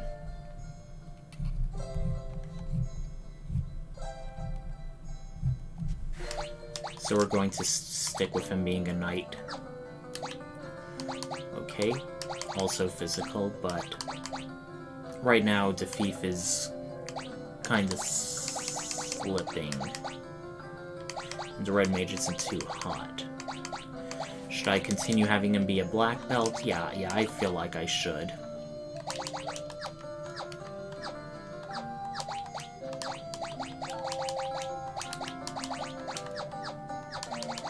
Now for our magic-related people. Geomancer is fine if a bit gimmicky.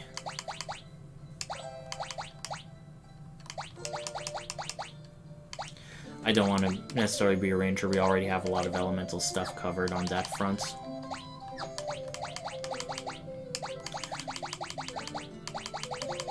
Still want to be a white mage.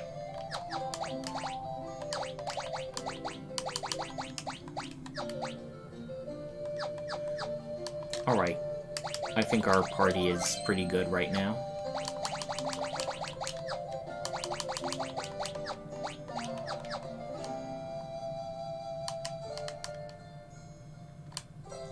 I wonder if the Moogles have anything new to say now that Doga's gone.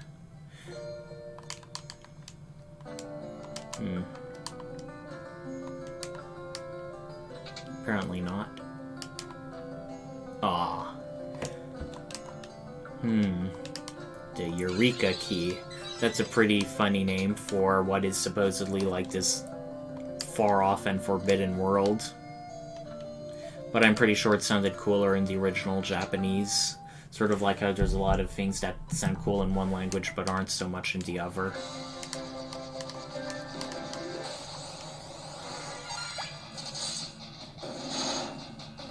Okay, we made some pretty quick work of them. And now we can dive, but it's usually not good to dive just about anywhere because with the submarine, it moves a lot slower. Once we're, like, underwater. I also forget, I don't think there's any random encounters beneath the ocean. Oh, never mind, there is.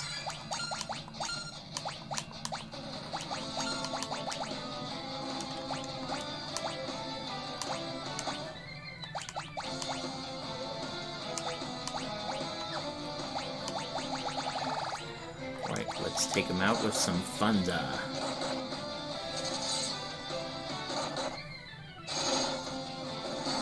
Stop picking on my monk.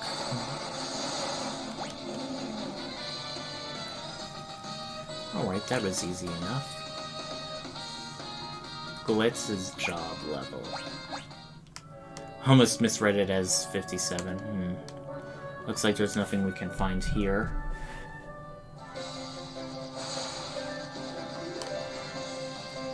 What about over here? Actually, you notice there's actually a secret here. See that village?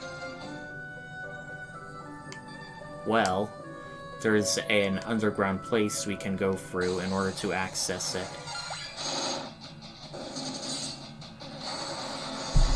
We can only get there by the submarine.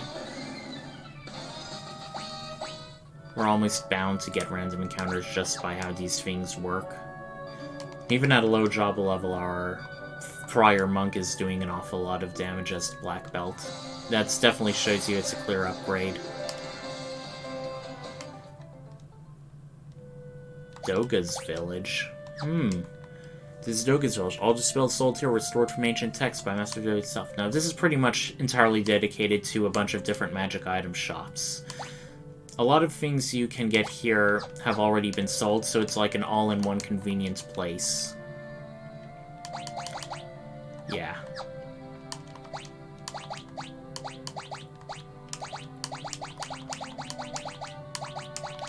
We're back to being a knight, so we don't really have as much need for the summon magic. Okay.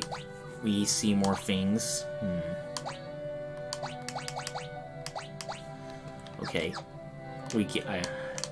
I keep hearing we can get Blizzaga and Fundura later. Okay.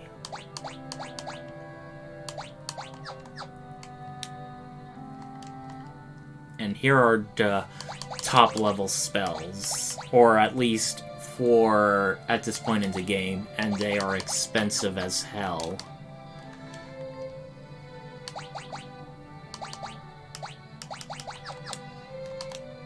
So yeah, it's really just the, it's really just the bottom two shops that we may need to return to find stuff.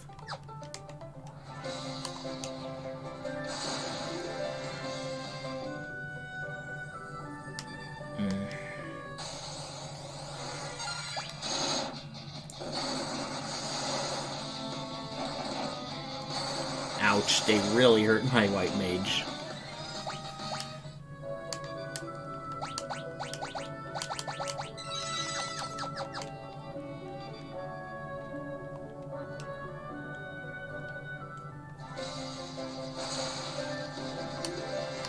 Right, I think I know where the next temple is.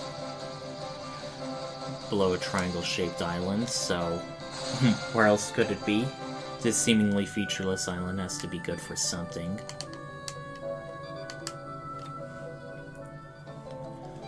Alright, we are in a sunken cave. What is this place? Well, I think this is technically an optional dungeon. It has some treasure, and the enemies are pretty strong. But we want to check the place out because we can get some nice stuff here. Oh god. That is not a good sign.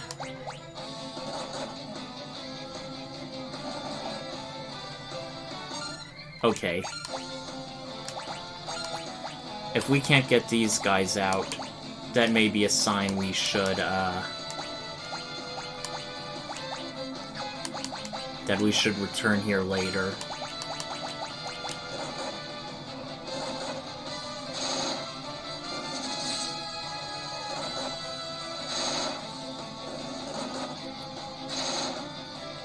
Okay, our monk at least is going to really go high.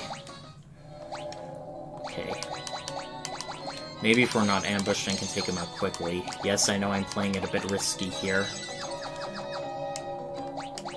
But just in case, quick save.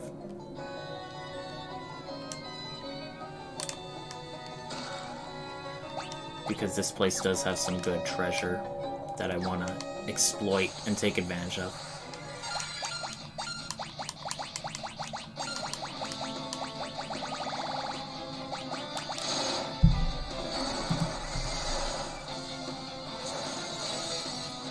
Ouch. Tough but survivable.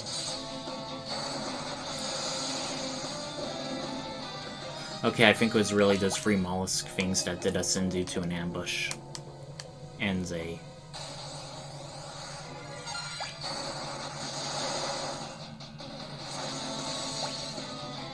Uh-oh, our poor white mage.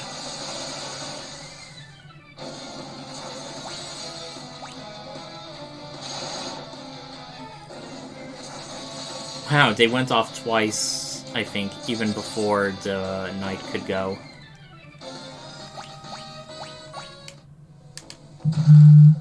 Okay, we have a dual tomahawk. It's Viking only, which is kind of interesting. It's usually associate that kind of weapon with Native Americans. Maybe it's like, I don't know if the Japanese developers knew, like, the Vikings back in the Middle Ages tried to go to the American continent way before Christopher Columbus ever did, mind you. Something tells me I should maybe try the Blizzaga rod instead.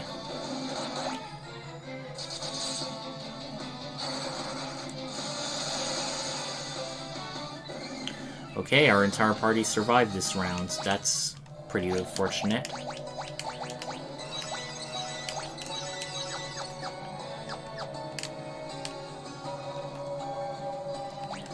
Okay, wow. Now that's an awful lot of treasure. Okay, thief, knight, dragoon.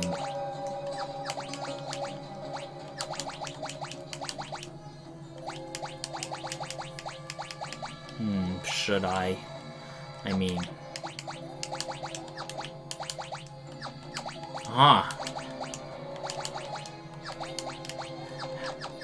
our mages were literally equipmentless. That's probably why they were just taking so much.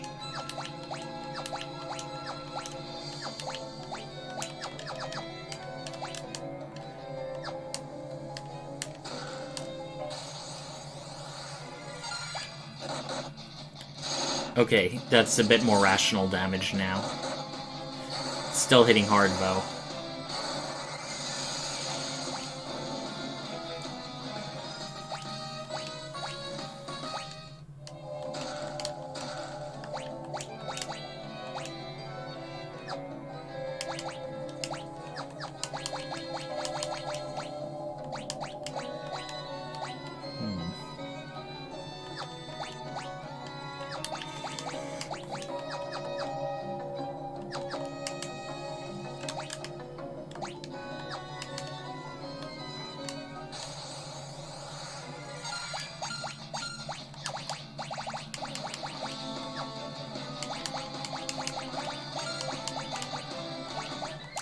Alright, let's try the Blue Zaga Rod.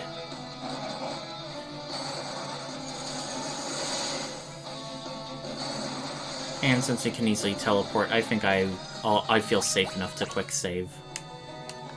Because I think there are some monsters in boxes here. Ah, an ancient sword. Holy can inflict paralysis. Alrighty.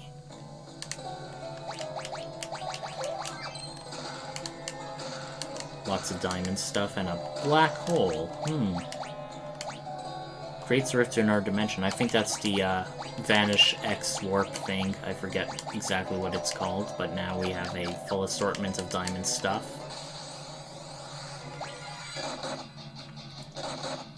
Ooh, our knight's taking a beating. Okay, that did not do much.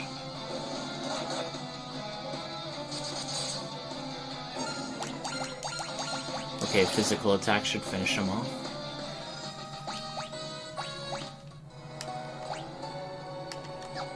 Okay, I see where to go. It's hidden passage. And I was also wrong. Having a thief in your party does not allow you to see hidden passages.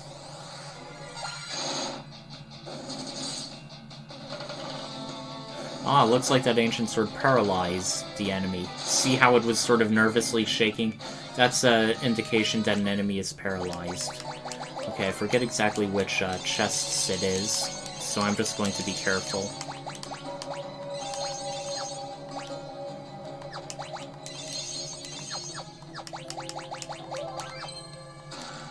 Okay. Zombie dragon. Now, if I play my cards right, and since this is a holy zombie, that means it should be very weak to healing. So let's Kira it. Uh-oh. I should not have the blood sword equipped. That was very dumb of me.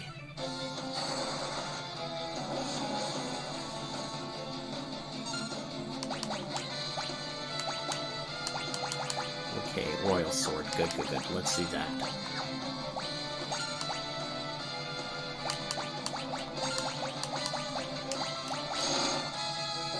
Yeah! Now that's what I like to see. We now have an Aegis shield. Do I stop dual wielding? Okay, that is pretty decent attack increase.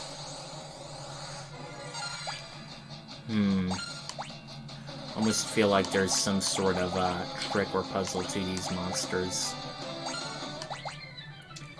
I may...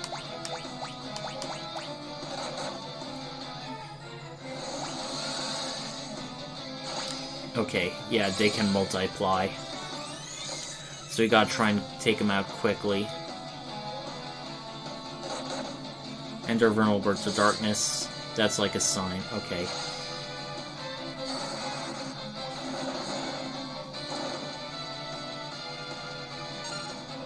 So we're going to try and kick them and try and get massive damage up on them.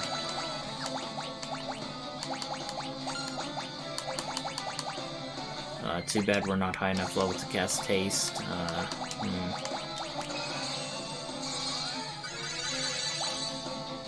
Hopefully we do enough damage to one-shot them all.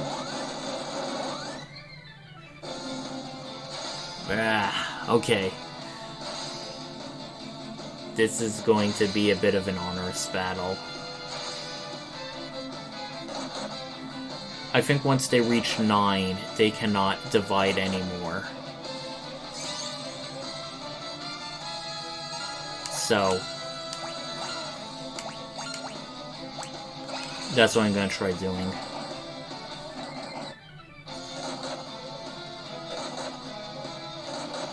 If I do happen to die against them, well, that's okay.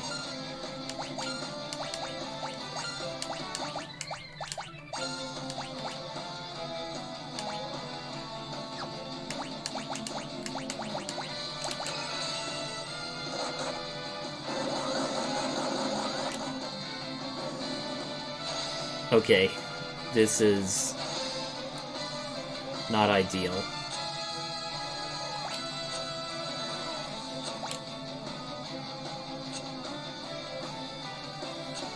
Okay, I remember. If you have a Dark Knight in your party, it prevents enemies from dividing once you attack them, but since Dark Knights can only really equip katanas, which we do not have at this point in the game, it's kind of like the place you come back to afterwards. I just want to see if any of these are weak enough to be one-shotted by a boosted kick.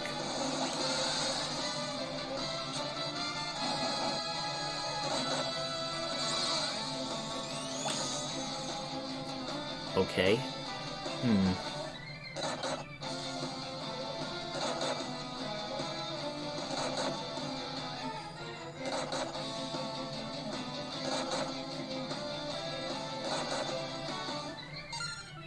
I'll see if being boosted twice helps stack.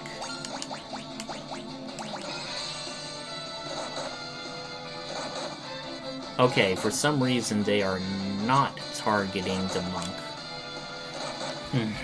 Sorry, everyone. I want to try doing that again. Or at least avoid that enemy.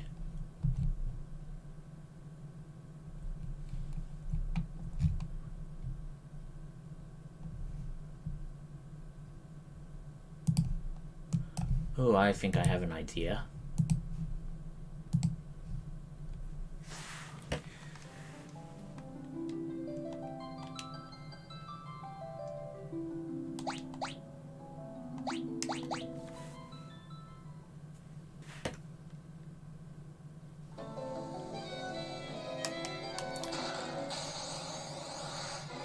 Okay, there's like definitely a different monster in each of these chests.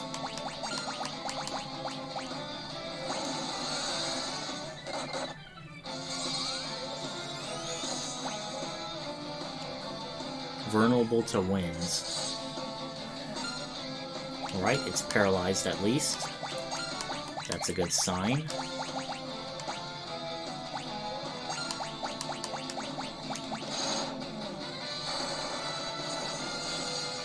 I think this will be one of the easier monsters.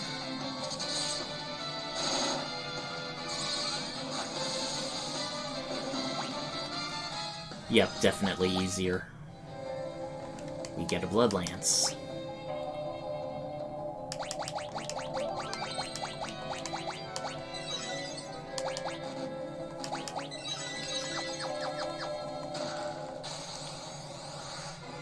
Okay, I forget exactly what the deal with death claws are. I'm pretty sure, like the Fallout monster, they're super dangerous.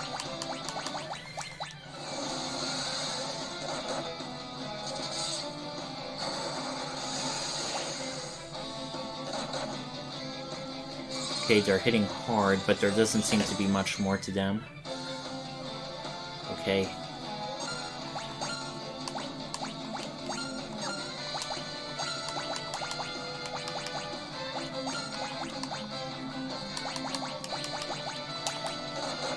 Okay, let's just try and finish him off with these attacks.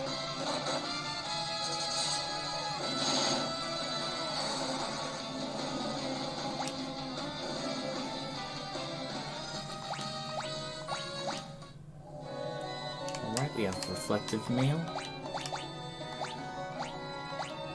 Only a Knight or a Dragoon or a Viking can equip it.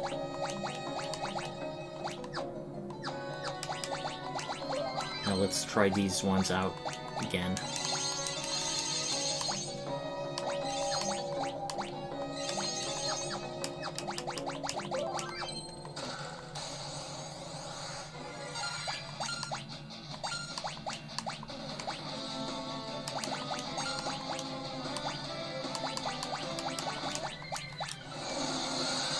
We know what the deal is with the zombie dragon.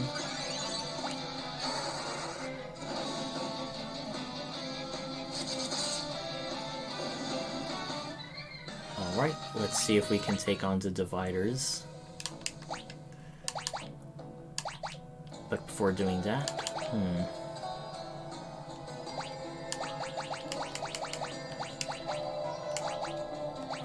yeah, as you can see, we don't have any sort of weapon for a Dark Knight. Oof. So what can we do?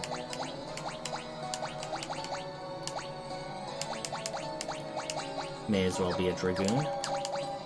That'll be a useful class to have, at least against these creatures, hopefully. Don't know if being in the front or the back really affects the Dragoons much. But only one way to find out. Alright, so since they are going to multiply as soon as we try doing stuff, let's start out with... okay. Okay, we have 6 Electors. We can at least get an Elector to protect our party.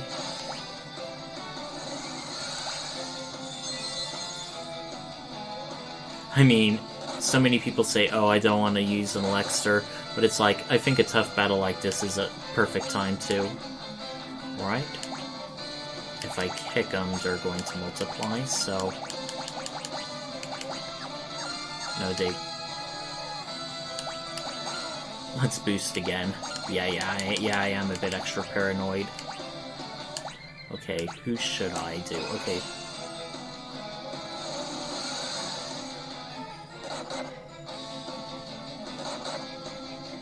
And if they start multiplying, hopefully a double boosted kick will be enough.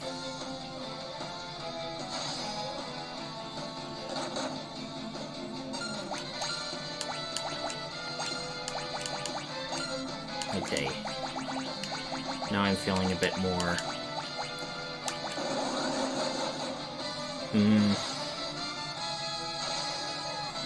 Even with double boost, it didn't...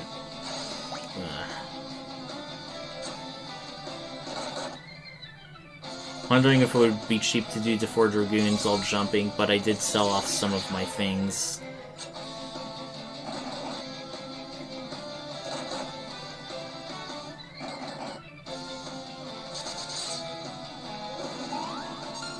Yeah, I definitely get the feeling I'll need to be returning here later.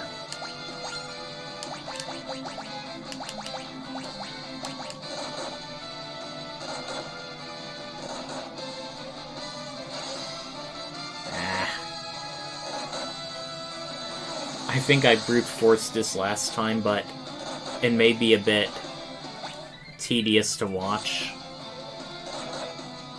So I may need to come back once I get a better Dark Knight with actual weapons.